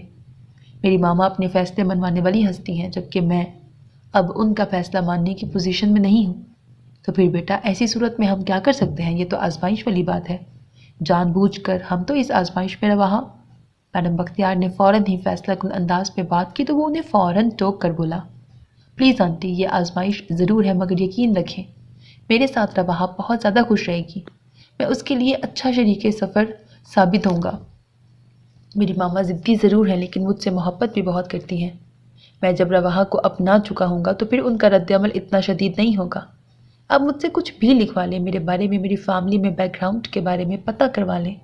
اگر آپ مطمئن نہ ہوں تو بے شک مجھے ریجیکٹ کر دیں، مگر پہلے ایک بار سب سے میرے لیے رائے ضرور لیں۔ پلیز آنٹی، میں اتنی جلد بازی نہ دکھاتا اگر مجھے آپ کے ارادوں کا علم نہ ہو جاتا۔ میں نے اپنے دل سے مجبور ہو کر ایسا کیا ہے، ورنہ… وہ صوفے سے اٹھ کر یکدم ان کے گھٹنوں میں بیٹھ گیا اور ان کا ہاتھ تھام کر ملتجی انداز میں بولے گیا تو میڈم بختیار کو بھی اس کی مجبوری سمجھ میں آ گئی۔ اونچا لمبا نوجوان ان کے قدموں میں بیٹھا اپنے دل میں اترتا محسوس ہونے لگا۔ اچھا بیٹا اٹھو، آپ اوپر بیٹھو، میں باسط اور الوینا سے بات کرتی ہوں، وہی رواحہ سے اندیہ لیں گے۔ رواحہ کی رضامندی کے بغیر تو کوئی فیصلہ نہیں ہو سکتا نا، تم اب انتظار کرو۔ انہوں نے پرشفقت انداز میں مسکراتے ہوئے اس کے کندھے تھپک کر اسے سامنے سے اٹھایا، پھر خود بھی اپنی نشست سے اٹھ کھڑی ہوئی۔ مجھے امید ہے آنٹی جی فیصلہ میرے ہی حق میں ہوگا، بس آپ میرے لیے دعا کیجیے، انشاءاللہ میں آپ کو کبھی شکایت کا موقع نہیں دوں گا۔ سائم کے لبوں پر اطمینان بھری مسکراہٹ تھی۔ بیسٹ آف لک بیٹا۔ میڈم بختیار بظاہر مطمئن تھی مگر بہت سی سوچوں نے انہیں گھیر رکھا تھا۔ اس کے جانے کے بعد ان سوچوں میں اضافہ ہو گیا تھا۔ اس طرح اکیلے لڑکے کی خواہش پر بیٹی کا ہاتھ میں دے دینا عقل مندی تو نہیں تھی۔ وہ بے شک کوالیفائڈ تھا، انڈسپلنڈ تھا، پھر بھی والدین کے بغیر تو بے حیثیت ہی تھا۔ کل کلاں کا وہ اپنی ماں کے دباؤ میں آ کر کوئی انچاہا فیصلہ کر لیتا ہے تو وہ کیا کریں گی؟ یہی سوچیں انہیں ہلکان کر رہی تھی، ورنہ تو سائم ذاتی طور پر انہیں رواحہ کے لیے بہت مناسب لگا تھا۔ بہرحال وہ کوئی حتمی رائے تو الوینا اور باسط سے مشورہ کر کے اور رواحہ سے پوچھ کر ہی قائم کر سکتی تھی۔ وہ کچھ ضروری شاپنگ کے لیے مارکیٹ میں ڈرائیور کے ساتھ اکیلی آ گئی۔ ڈرائیور نہ جانے کدھر غائب ہو گیا تھا۔ اور وہ اب سامان کے بیگز تھامے سخت جھنجھلاہٹ کے عالم میں سڑک پہ کھڑی ادھر ادھر اپنی گاڑی تلاش کرنے کی کوشش کر رہی تھی۔ کوشش ناکام ہوئی تو اس نے سارے پیکٹس اپنے پیروں میں پٹک دیے اور پھر ابھی قریب سے گزرتے رکشے کو وہ روکنا ہی چاہتی تھی کہ کسی گاڑی کے ٹائرز زبردست انداز میں چڑچڑائے اور پھر کچھ فاصلے سے گاڑی ریورس ہو کر اس کے قریب آ کر رکی۔ وہ چونک کر پیچھے ہٹی اور پھر شدید غصے میں گاڑی میں بیٹھی شخصیت کو کچھ کہنا ہی چاہتی تھی کہ سائم احسن کو دیکھ کر اس نے لب بھینچ لیے۔ مسٹر واہا علی، آپ یہاں؟ Any problem? جی، وہ اسے اپنا غصہ دبانا پڑا۔ کنوینس پرابلم ہے؟ سائم نے اس کی بات فوراً اچک لی۔ آئیے میں آپ کو ڈراپ کر دوں۔ وہ فوراً ہی اپنی سلور گرے کارٹ سے نیچے اتر آیا۔ نو تھینکس، پلیز، میرا ڈرائیور یہیں کہیں ہے، بس ابھی آتا ہی ہوگا۔ تو آپ تب تک یہیں کھڑی رہیں گی؟ دیکھیے، یہ مجھے اچھا نہیں لگے گا، پلیز آئیں، یقین کریں میں آپ کو بحفاظت آپ کے گھر پہنچا دوں گا۔ وہاں کے کچھ کہنے سے پہلے ہی سائم نے سارے پیکٹ سڑک سے اٹھا کے اپنی گاڑی کی پچھلی سیٹ پہ ڈال دیا اور پھر اس کے لیے فرنٹ ڈور کھول دیا۔ اسے مجبوراً بیٹھنا پڑ گیا۔ سڑک پر تماشا بنے کھڑا رہنا اسے گوارا نہیں تھا، اور پھر باسط کے حوالے سے وہ اسے جانتی تھی، اسی لیے اس کے ساتھ بیٹھ گئی، ورنہ دوسری صورت میں تو وہ اس کی آفر پر اسے خوب سنا چکی ہوتی۔ ویسے بھی سائم اسے سلجھا ہوا انسان لگا تھا۔ گاڑی کی رفتار نارمل تھی۔ رواں کھڑکی سے باہر دیکھنے میں محو تھی جب سائم کی بات نے اسے چونک کر رخ موڑنے پر مجبور کر دیا۔ میں اس دن آپ کے گھر آیا تھا، آپ نے مائنڈ تو نہیں کیا تھا مسٹر واہا؟ جی مائنڈ؟ مگر کیوں؟ میں آپ کی آمد کا برا کیوں بناتی؟ آپ ممی کے گیسٹ تھے، اور ممی کے گیسٹ تو اکثر اسی طرح اچانک آ جاتے ہیں۔ آپ نے کیوں فیل کیا کہ میں نے مائنڈ کیا ہوگا؟ رواں کو ایک تو اس کی بات سمجھ نہیں آئی تھی، دوسرا اس کے بارے میں غلط اندازے لگانا اسے اچھا نہیں لگا تھا۔ کیا آنٹی نے آپ کو نہیں بتایا کہ میں آپ کی وجہ سے ان کا گیسٹ بنا تھا؟ سائم نے اسے رخ موڑ کر دیکھا۔ وہ ہوا سے اڑی لٹ سمیٹ رہی تھی۔ کیا مطلب ہے آپ کا؟ وہ حیران رہ گئی۔ وہ ایسی ناسمجھ نہیں تھی کہ اس کی بات کا مطلب نہ سمجھی ہو، پھر وہ ابھی اس کی آنکھوں میں کچھ مچلتے جذبے اور شوق کے رنگ دیکھ چکی تھی، اور یہ بات بھی کہ ابھی اس کی ممی نے اس سے کوئی بات نہیں کی تھی۔ مطلب تو شاید آپ جان گئی ہیں مسٹر واہا، لیکن آپ انجان بن رہی ہیں۔ ویسے آپ کا میرے بارے میں کیا خیال ہے؟ اچھی خاصی پر اعتماد رواں علی سائم کی باتوں پر یکدم گڑبڑا گئی تھی۔ پلیز آپ ذرا سپیڈ بڑھا دیں اور مجھے جلدی سے ہاسٹل ڈراپ کر دیں۔ رواں نے اس کی بات کو نظر انداز کر کے کہا۔ آپ نے میری بات کا جواب نہیں دیا۔ آپ کی باتیں میری سمجھ میں نہیں آ رہی ہیں، رواں نے لاپرواہی سے کہا تو وہ زیر لب مسکرا دیا۔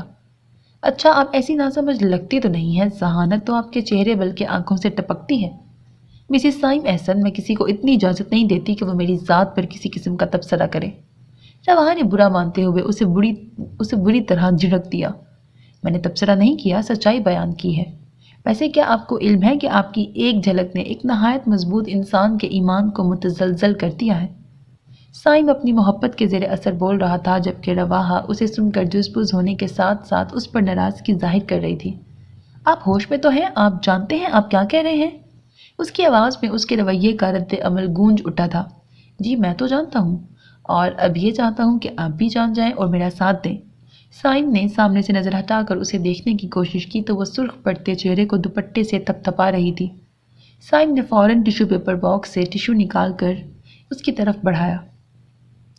اتنا پریشان کیوں ہو رہی ہیں؟ میں نے اپنی دل کی بات آپ سے کہہ دی ہے۔ آپ کے دل میں جو کچھ ہے مجھ سے کہہ دیں۔ مسٹر سائم، آپ مجھے بدتمیزی کرنے پر مجبور نہ کریں، پلیز آپ گاڑی روکیں، میں خود چلی جاؤں گی۔ ایسا کیسے ہو سکتا ہے کہ میں آپ کو راستے میں چھوڑ دوں؟ آپ نے میرے بارے میں بہت غلط اندازہ لگایا ہے۔ کیا آنٹی نے آپ سے میرے پرپوزل کے بارے میں بات نہیں کی؟ آپ کا پرپوزل؟ دوپٹے کا کونا چھوڑ کر وہ حیرت سے اس کے آدھے رخ کو دیکھنے لگی۔ اس کی حیرت کو محسوس کر کے سائم کو احساس ہوا کہ ابھی وہ اس معاملے سے بے خبر ہے۔ جب میں نے آپ کو پرپوز کیا ہے، آنٹی یعنی آپ کی ممی جلد ہی آپ سے میرے بارے میں پوچھیں گی، آپ کا فیصلہ کیا ہوگا؟ سائم کی باتیں اب اس کی سمجھ میں پورے مفہوم سے آ گئی تھی۔ آپ نے میری بات کا جواب نہیں دیا۔ مسٹر واہا علی، مسٹر سائم احسن، آپ کو جواب ممی دیں گی۔ رواں کا انداز کافی حوصلہ شکن تھا، پھر بھی وہ مطمئن سا تھا۔ جب وہ رواں کے پیچھے پیچھے ان کا سامان اٹھائے ان کے رہائشی حصے میں داخل ہوا تو الوینا کو موجود پا کر دونوں ہی ٹھٹک گئے۔ لیجیے ممی، آپ نے تو مجھے رواں کی رائے لینے کے لیے بلوایا تھا، اور یہاں تو رائے کا اظہار موجود ہے۔ الوینا نے بلند آواز میں کہا تو وہ شرمندگی سے بولی۔ آپ ہی آپ غلط سمجھ رہی ہیں۔ خیر دین بریکٹ ڈرائیور آج پھر مارکیٹ سے غائب ہو گیا ہے، میں اسے چھوڑوں گی نہیں۔ ممی آپ اس کی چھٹی کریں ورنہ میں اسے شوٹ کر دوں گی۔ اسے غصے اور خجالت نے ایک ساتھ گھیرا تھا، اسی لیے وہ بے بسی سے چیخ اٹھی تھی۔ الوینا مزید شرارت سے گویا ہوئی۔ کون سے والے ڈرائیور کو شوٹ کرنے کا ارادہ ہے؟ یہ جو ابھی لے کے آیا ہے یا؟ آپ ہی پلیز، وہ احتجاجاً بولتی دوسرے کمرے میں واک آؤٹ کر گئی، جبکہ میڈم بختیار الوینا کو سرزنش کرنے لگی تھی۔ الوینا تم بھی بس موقع دیکھ لیا کرو اس سے، ابھی میں نے بات ہی کب کی ہے کہ… ارے آپ بیٹھے نا، آپ کیوں کھڑے ہیں؟ الوینا کو فوراً ہی سائم کا خیال آیا۔ نہیں، میں بس اب چلتا ہوں، ایک ضروری کام سے نکلا تھا۔ رواحہ سڑک پر کھڑی تھی تو میں انہیں ڈراپ کرنے آ گیا، انشاءاللہ پھر آؤں گا۔ ہاں اب تو آنا ہی پڑے گا۔ الوینا کے مذاق پر وہ مسکراتا ہوا پلٹ گیا۔ رواحہ سے جب الوینا اور میڈم بختیار نے سائم کے پروپوزل کے بارے میں پوچھا تو اس نے صاف انکار کر دیا۔ ممی، ایک اکیلے آدمی سے میں شادی کیسے کر سکتی ہوں؟ ان کے اصرار پر وہ جھنجھلا کے بولی تو الوینا نے سنجیدگی سے اسے چھیڑا۔ رواحہ بی بی، شادی ایک اکیلے بندے سے ہی تو ہوتی ہے، درجنوں سے نہیں۔ آپ بھی نا ہمیشہ مذاق کے موڈ میں ہی رہتی ہیں۔ وہ قدرے جھنجھلا اٹھی۔ آپ بھی خود ہی تو کہہ رہی ہیں کہ وہ اپنی فیملی کو لا علم رکھ کر یہ شادی کرنا چاہتا ہے۔ آپ اس کے رزلٹ کے بارے میں بھی تو سوچیں نا۔ ممی، آپ کو یہ بات مناسب لگ رہی ہے؟ اس نے فوراً میڈم بختیار سے رائے مانگی تو وہ سنجیدگی سے گویا ہوئی۔ بیٹا جانو، میں نے اب تم پر فیصلہ چھوڑ دیا ہے، تمہاری جو رائے ہو میں تو اسی پر خوش ہوں۔ راہی، تم اچھی طرح فیصلہ کر لو، سوچ لو، ہم زبردستی نہیں کر رہے۔ ویسے سائم بھائی کو باسط اچھی طرح جانتے ہیں، فیملی بیک گراؤنڈ بھی ان کا کافی اچھا ہے، فیوچر اور کیریکٹر وائز بھی بیلنس پرسنالٹی ہے ان کی، بس ذرا تم تک آتے ہوئے ان بیلنس ہو رہے ہیں، اور کوئی خرابی نہیں ہے ان میں، اور میرے نزدیک تو ریجیکٹ کرنے کی یہ بڑی وجہ نہیں ہے۔ اگر وہ اپنی ماں کی مرضی سے بھی شادی کریں گے تب بھی وہ شادی کے بعد اپنے گھر والوں کے ساتھ نہیں رہیں گے۔ ان کی جاب یہاں ہے، باقی تم سوچ لو، ایڈجسٹ کر سکتی ہو تو ٹھیک ہے، ورنہ تمہارے لیے پروپوزلز کی کمی نہیں ہے۔ 2-3 تو میرے سسرال میں ہی امیدوار ہیں۔ تمہارے جہلم جانے کا ارادہ ہے تو مجھے اشارہ کر دو، پلکوں پر بٹھا کر لے جائیں گے وہ لوگ تمہیں۔ الوینا نے اپنے مخصوص شرارتی انداز میں اسے قائل کرنے کی کوشش کی۔ جانتی تھی اس کے سسرالی عزیزوں سے وہ چڑھتی تھی، سب کے سب شو آف تھے۔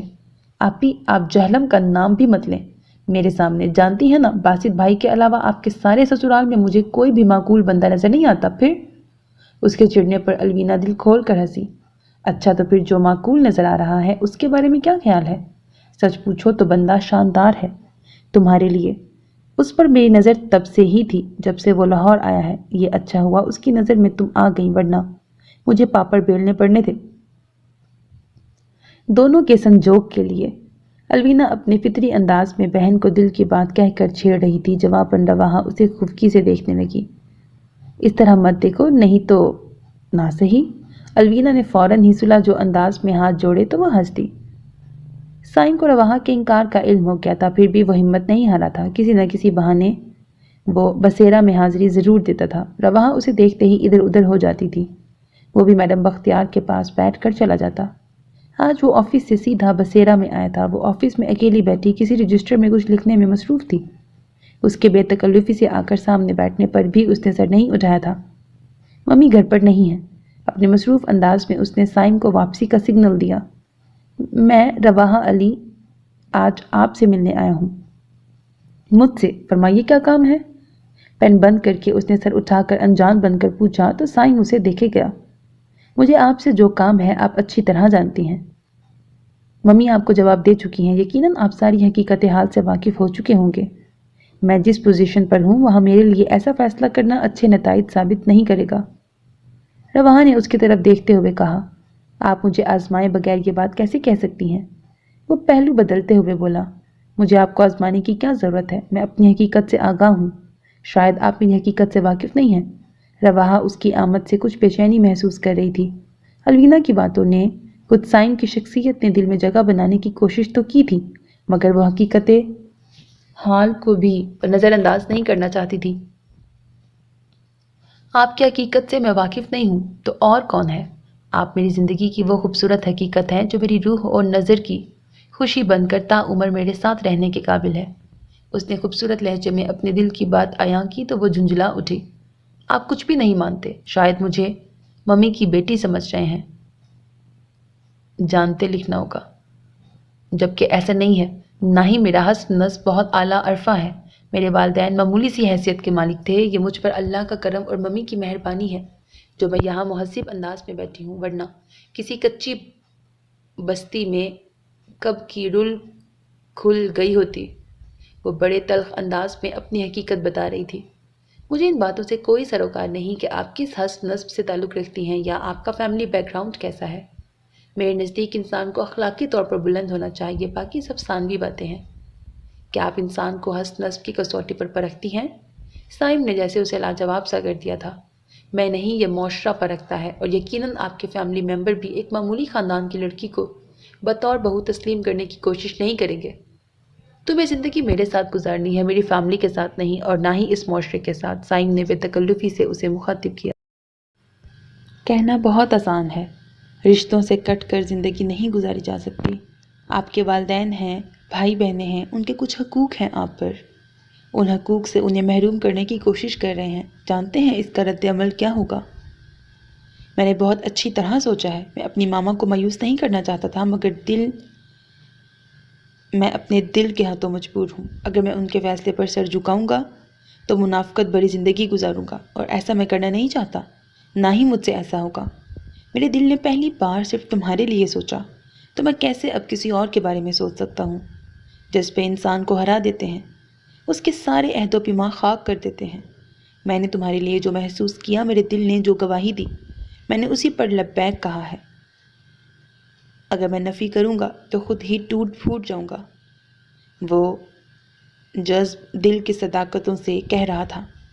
رواحہ گمسم سی اسے بیٹھی سننے پر جیسے مجبور ہو گئی تھی۔ کیا تم چاہتی ہو کہ میں منافقت بھری زندگی گزاروں، اپنی نفی کرتے ہوئے ٹوٹ پھوٹ جاؤں؟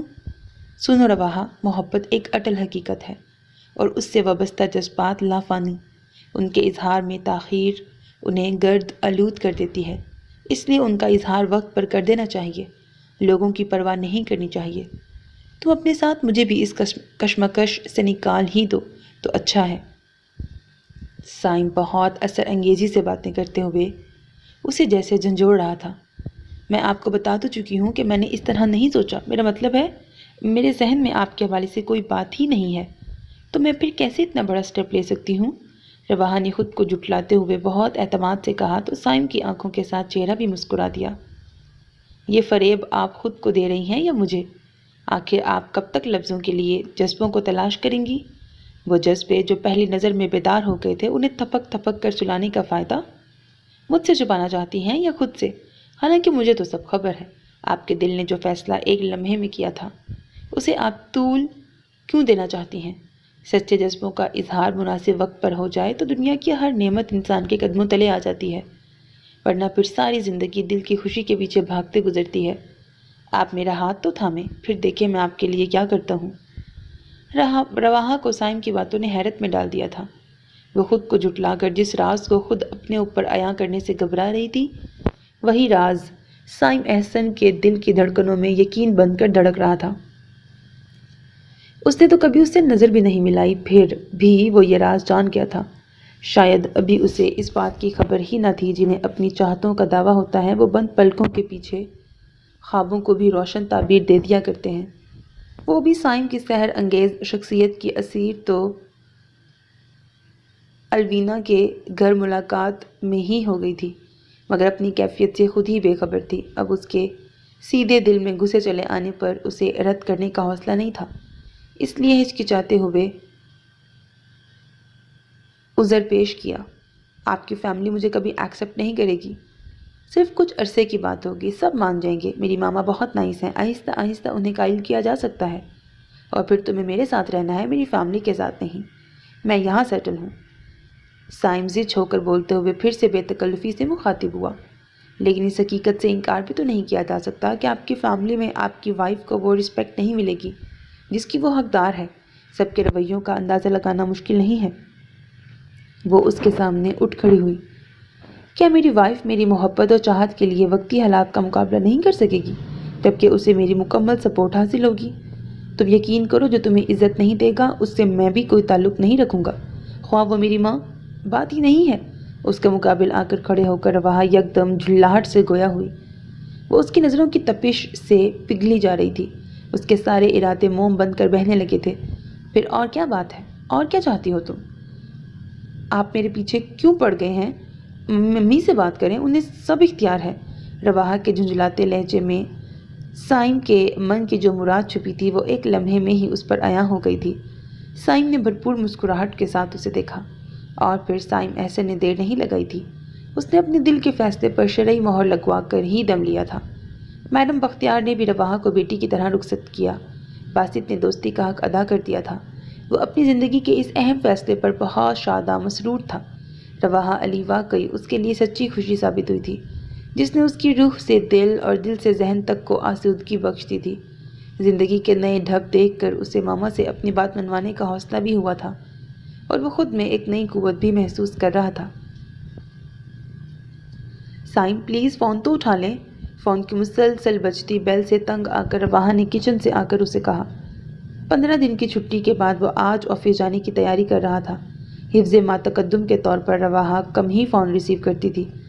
وہ آفس جانے کی تیاری میں مصروف تھا۔ ٹائی کی نوٹ باندھتے ہوئے اس نے ریسیور اٹھاتے ہوئے نمبر دیکھا تو ایک دم الرٹ ہو گیا۔ گھر کا نمبر تھا اور اسے یقین تھا اس وقت لائن پر ماما ہی ہوں گی۔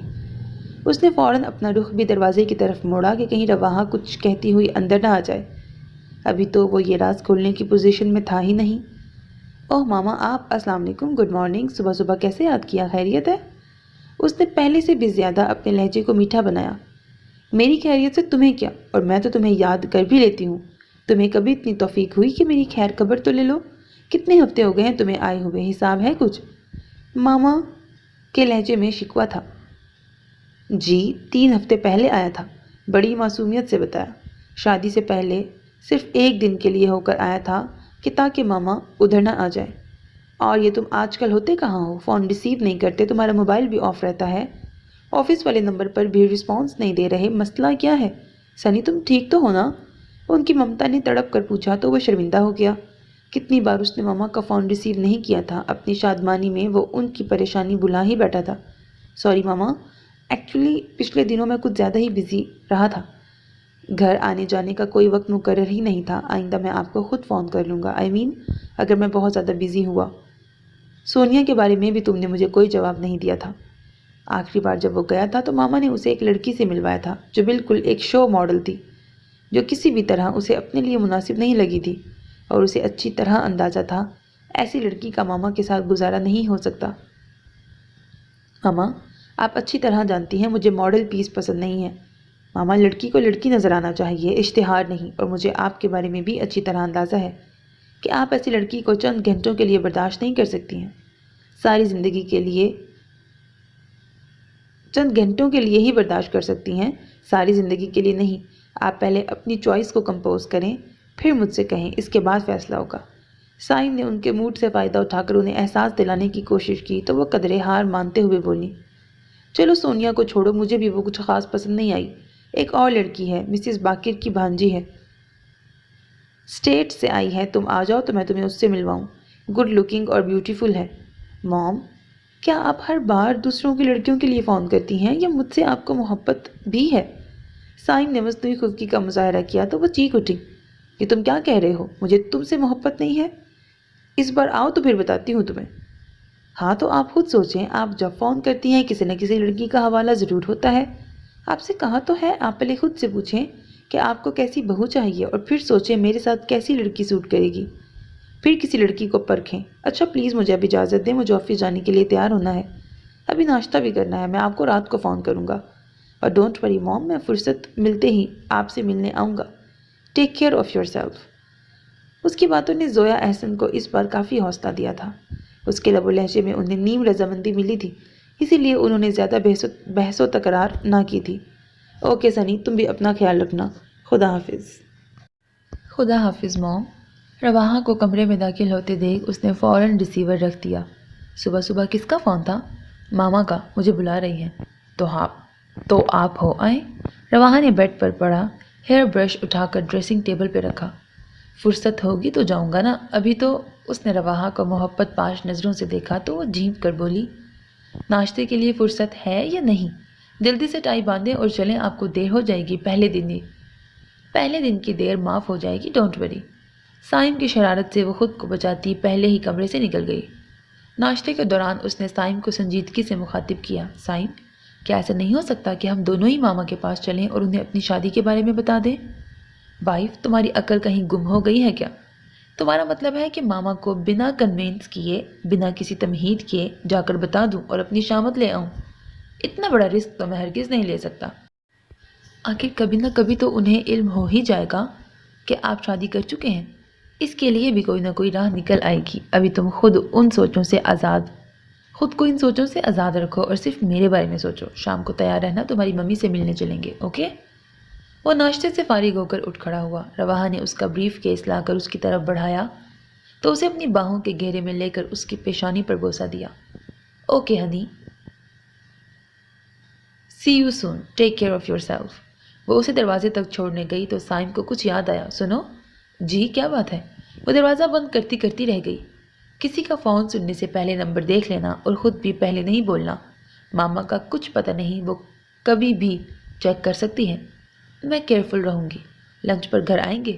رواحہ کو بھی جیسے یاد آیا، نہیں آج ذرا مشکل ہوگا، تو میرا ویٹ نہیں کرنا، لیکن خود ضرور کھانا کھا لینا۔ خدا حافظ۔ رواحہ کی زندگی کا یہ خوبصورت دور تھا، کسی کی چاہت کو پانا اور پھر اس میں کھو جانا۔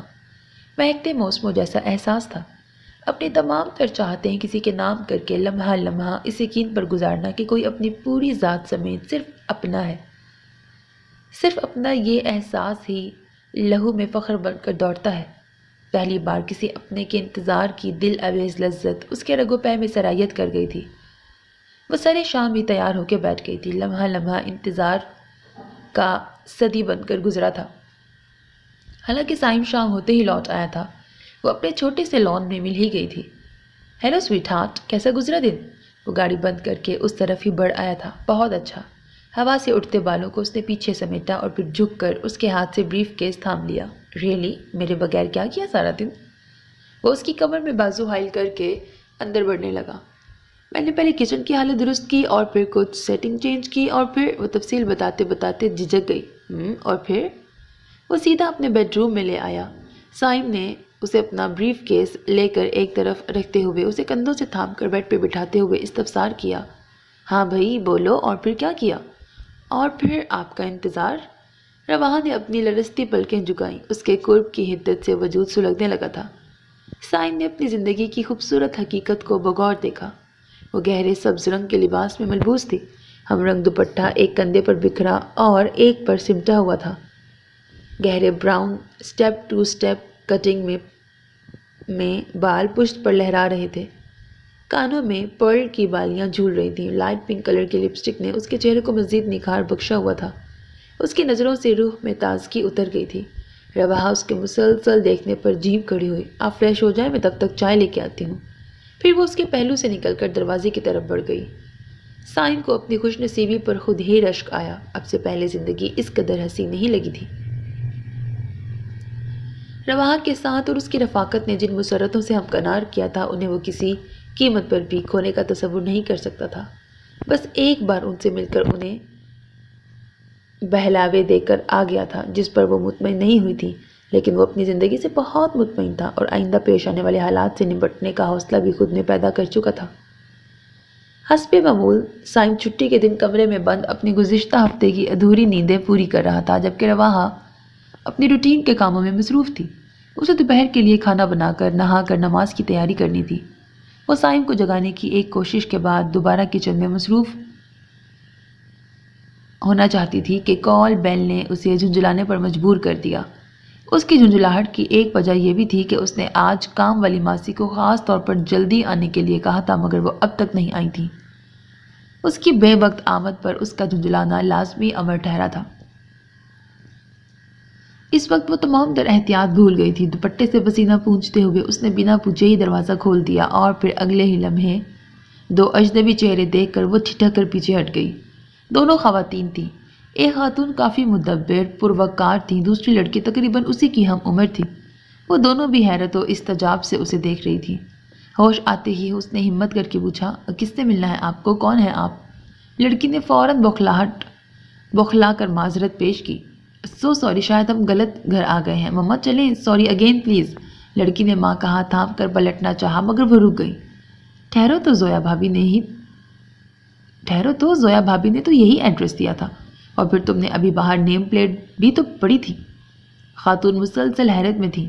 لیکن مما، سائم بھائی کے گھر سے ان تنازع کی موجودگی کیسی؟ رواحہ کی تو جان ہی نکل گئی۔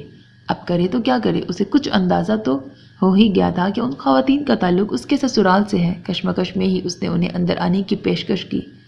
پلیز آپ لوگ اندر آ جائیں۔ اس نے دروازہ چھوڑ کر انہیں اندر آنے کا راستہ دیا تو دونوں نے ایک دوسرے کو معنی خیزی سے دیکھا اور اندر آ گئی۔ بات سنیں، آپ کا نام کیا ہے اور سائم احسن سے آپ کا رشتہ؟ ڈائننگ روم میں پہنچ کے لڑکی نے مشکوک انداز میں دیکھتے ہوئے پوچھا تو وہ فوراً بولی، میں رواحہ ہوں، میرا مطلب ہے مسز رواحہ سائم۔ واٹ؟ لڑکی صوفے پر بیٹھتے بیٹھتے اچھل کر کھڑی ہو گئی جیسے اسے کرنٹ لگا ہو۔ آپ مسز سائم؟ مما، آپ نے دیکھا بھائی نے شادی کر لی؟ اور لڑکی کے چیخنے سے پہلے ہی اس کی مما رواحہ کو عجیب نظروں سے گھورنا شروع ہو چکی تھی۔ ہلکے آسمانی سوٹ میں ملبوس وہ کافی پرکشش لگ رہی تھی۔ تم نے کیا کہا ہے کہ تم؟ انہوں نے اپنی سماعت کے صحیح ہونے کی تصدیق کرنی چاہی تھی۔ سائم اسے پکارتا ہوا ادھر ادھر دیکھتا وہاں آ پہنچا۔ وہی کدھر ہو یار؟ کون آیا ہے؟ اور پھر ڈرائنگ روم کے دروازے میں آ کر جیسے وہ پتھر کا بن گیا۔ دونوں خواتین اس کی طرف لپکیں۔ رواحہ کو گمسم دیکھ کر وہ ایک لمحے میں سنبھل گیا۔ پھپھو، آپ یہاں کیسے؟ کیوں میں یہاں نہیں آ سکتی؟ کیا تم نے سارا شہر الاٹ کروایا ہوا ہے؟ بگڑے تیوروں کے ساتھ جواب ملا، میرے کہنے کا مطلب ہے کہ آپ آنے سے پہلے مجھے انفارم کر دیتی تو میں آپ کو ریسیو کرنے آ جاتا۔ ہاں، تاکہ تمہیں موقع مل جاتا اپنی اصلیت چھپانے کا۔ وہ ان کے اظہار ناراضگی پر مسکراتا ہوا انہیں کندھوں سے تھام کر صوفے پر بٹھانے لگا۔ لڑکی شدید ناراضگی کے اظہار کے طور پر ابھی تک کھڑی تھی اور رواحہ سراسیمہ سی تھی۔ تو لاہور آنے کی ضد اسی لیے تھی اپنی ماں سے تم تو ابھی تک کہتے ہو کہ شادی کے جھنجٹ میں پھنسنا نہیں چاہتا، پھر یہ کیا چکر ہے؟ سب کچھ ہی غیر متوقع تھا، اس لیے انہیں خود پر قابو نہیں رہا تھا۔ بیوی ہے یا؟ ان کے مشکوک لہجے میں وہ فوراً تڑپ کے بولا، پھپھو ایسا نہ سوچیں پلیز، میں ابھی آپ کو بتا دیتا ہوں، آپ تھوڑا ریلیکس تو کریں۔ اور بھوری، تم کیوں کھمبا نوچے کھڑی ہو؟ بیٹھ جاؤ نا، بابا بتا رہا ہوں نا سب کچھ۔ اس نے لڑکی کو بھی ہاتھ پکڑ کر صوفے پر دھکیلا۔ لڑکی کے بال خاصے براؤن اور ملبوس بھی لائٹ براؤن رنگ کا تھا، اسی لیے وہ اسے بھوری کہہ رہا تھا۔ پھر اس نے رواحہ کو کندھوں سے تھام کر ان کے سامنے لا کھڑا کیا۔ وہی، یہ ہماری اکلوتی پھپھو ہیں، اور یہ جو بھوری بلی ہے نا، یہ بھی اکلوتی کزن ہے ہماری، اور اس سے تو آپ کا تعارف ہو چکا ہوگا، اسی لیے تو مزاج اتنے شاندار ہو رہے ہیں۔ سائم مطمئن ہو کر ہلکے پھلکے انداز میں بات چیت کر رہا تھا، جبکہ رواحہ سے بولنا تو کیا سانس لینا بھی محال ہو رہا تھا، کیونکہ اس کی پھپھو کی نظریں اسے اپنے آر پار محسوس ہو رہی تھیں۔ بھائی، ویسے آپ سے ایسی توقع نہیں تھی، آپ نے اتنی رازداری سے ہمیں دھوکہ دیا ہے کہ ہم سوچ بھی نہیں سکتے تھے، تو آپ کو سرپرائز دینے آئے تھے اور آپ نے تو ہمیں ہی شاک کر دیا۔ اف، آنٹی زویا نے تو نہ جانے کیا کیا پروگرام ہے، اور آپ؟ اس کی کزن شافے نے نہایت خفگی سے اسے مخاطب کیا تو رواحہ نے وہاں سے ٹلنے میں ہی عافیہ جانی، میں کولڈ ڈرنکس لے کے آتی ہوں، اور میرے لیے 1 کپ آف ٹی۔ سائم نے اسے پیچھے سے آواز دی۔ رواحہ اور سائم نے تو کبھی تصور بھی نہیں کیا تھا کہ کوئی اس طرح اچانک بنا اطلاع کے آ جائے گا۔ رواحہ کے جاتے ہی وہ پھپھو کو آرام کرنے لگا۔ پھپھو، بلیو می، آئی سویئر، میں نے کوئی غلط قدم نہیں اٹھایا، میں نے رواحہ سے شادی کی ہے، کوئی گناہ تو نہیں کیا۔ اس نے ان کی بدگمانی دور کرنی چاہی۔ تمہارے نزدیک گھر والوں سے چھپ کر شادی کرنا جائز ہوگا، مگر ہمارے لیے تو غلط قدم ہی ہے۔ کیا ہم لوگ مر گئے تھے؟ پھپھو ایسا نہ کہیں، آپ ماما کو تو جانتی ہیں نا، ان کی چوائس کے ساتھ میں خوش نہیں رہ سکتا تھا، اور پھر میں اپنے دل کے ہاتھوں بہت مجبور ہو گیا تھا، وہی کے علاوہ میں کسی اور کے بارے میں سوچ بھی نہیں سکتا تھا۔ اس نے سچے دل سے بات کہہ دی تھی۔ وہ ان کے لیے کولڈ ڈرنکس اور سائم کے لیے چائے لے کر آ گئی اور پھر انہیں سرو کرتے ہی دوبارہ نکل گئی۔ بھابھی جان کی چوائس بھی بری نہیں ہے، سونیا بھی معقول ہی تھی، اب وہ مسز باقر کی بھانجی ملیحہ میں انٹرسٹڈ ہے، تمہیں معلوم ہے وہ اپنے فیصلوں میں زیادہ رد و بدل نہیں کرتی۔ فرینکلی اسپیکنگ مما، ملیحہ بھی مجھے کچھ خاص اچھی نہیں لگی. آنٹی بھی بس بیوٹی دیکھ کر پھسل جاتی ہیں یا پھر فیملی بیک گراؤنڈ. لڑکی کی نیچر بھی تو دیکھیں، اس کی عادتیں، اس کے مشاغل. آپ کو معلوم ہے وہ صوفہ مقابلہ حسن جیتنے کی خواہش مند ہے. کہتی ہے میری نیشنلٹی تو امریکہ کی ہے، مجھ پر کوئی اعتراض نہیں ہوگا. ہاں، امریکہ کی پٹھی. شافعین کی ملیحہ کی باتیں یاد آئی تھیں، اس لیے اس کے منہ کے زاویے بھی بگڑ گئے تھے. سائم نے سن کر مصنوعی بے چارگی کا اظہار کیا. سن لیں پھپھو، پھر تو میں نے اچھا ہی کیا نا کہ پسند سے شادی کر لی، ورنہ ماما تو میری اور اپنے خاندان کی رسوائیوں کا سامان کر ہی چکی تھی. اب ایسی بھی بات نہیں ہے، لڑکیوں میں اس نے شو مار دی ہوگی. اس کے والدین پاکستان میں اس کی شادی کی غرض سے آئے ہیں، نہ کہ اسے مقابلہ حسن میں بٹھانے کے ارادے رکھتے ہیں. خدا کی پناہ، فینی کو بھی جس سے بیر ہو جائے تو پھر اسے بخشتی نہیں. اس کی مما ناراضگی سے بولی. میں کوئی جھوٹ بول رہی ہوں مما؟ آپ واپس چلیے گا، میں اس کے منہ سے آپ کو بھی سنواؤں گی. لاڈلی شافعین خفگی سے بولی تو لاپرواہی کا مظاہرہ کرتے ہوئے وہ بولی. اب کیا فائدہ، اب تو جو ہونا تھا ہو گیا ہے. صاحب بہادر چاند چڑھا چکے ہیں، ہمیں اب دوسروں کے اعمالوں سے کیا. پھر سائم کی طرف رخ کرتے ہوئے تشویش سے اظہار کیا. آگے کا کیا سوچا ہے؟ اسی طرح آنکھ مچوری کھیلو گے یا اپنے کارناموں کے اعلان کرنے کا حوصلہ بھی ہے؟ بھابھی تو قیامت اٹھا دیں گی. سنی، تم یہ قدم اٹھانے سے پہلے ماں کا سوچ لیتے. کوشش تو کی تھی مگر دل نے سوچنے ہی نہیں دیا. پھر اس نے رواحہ کے بارے میں انہیں مطمئن کرنے کی کوشش کی. تمہاری سب باتیں ٹھیک ہیں مگر یہ بتاؤ بھابھی کو کیسے مناؤ گے؟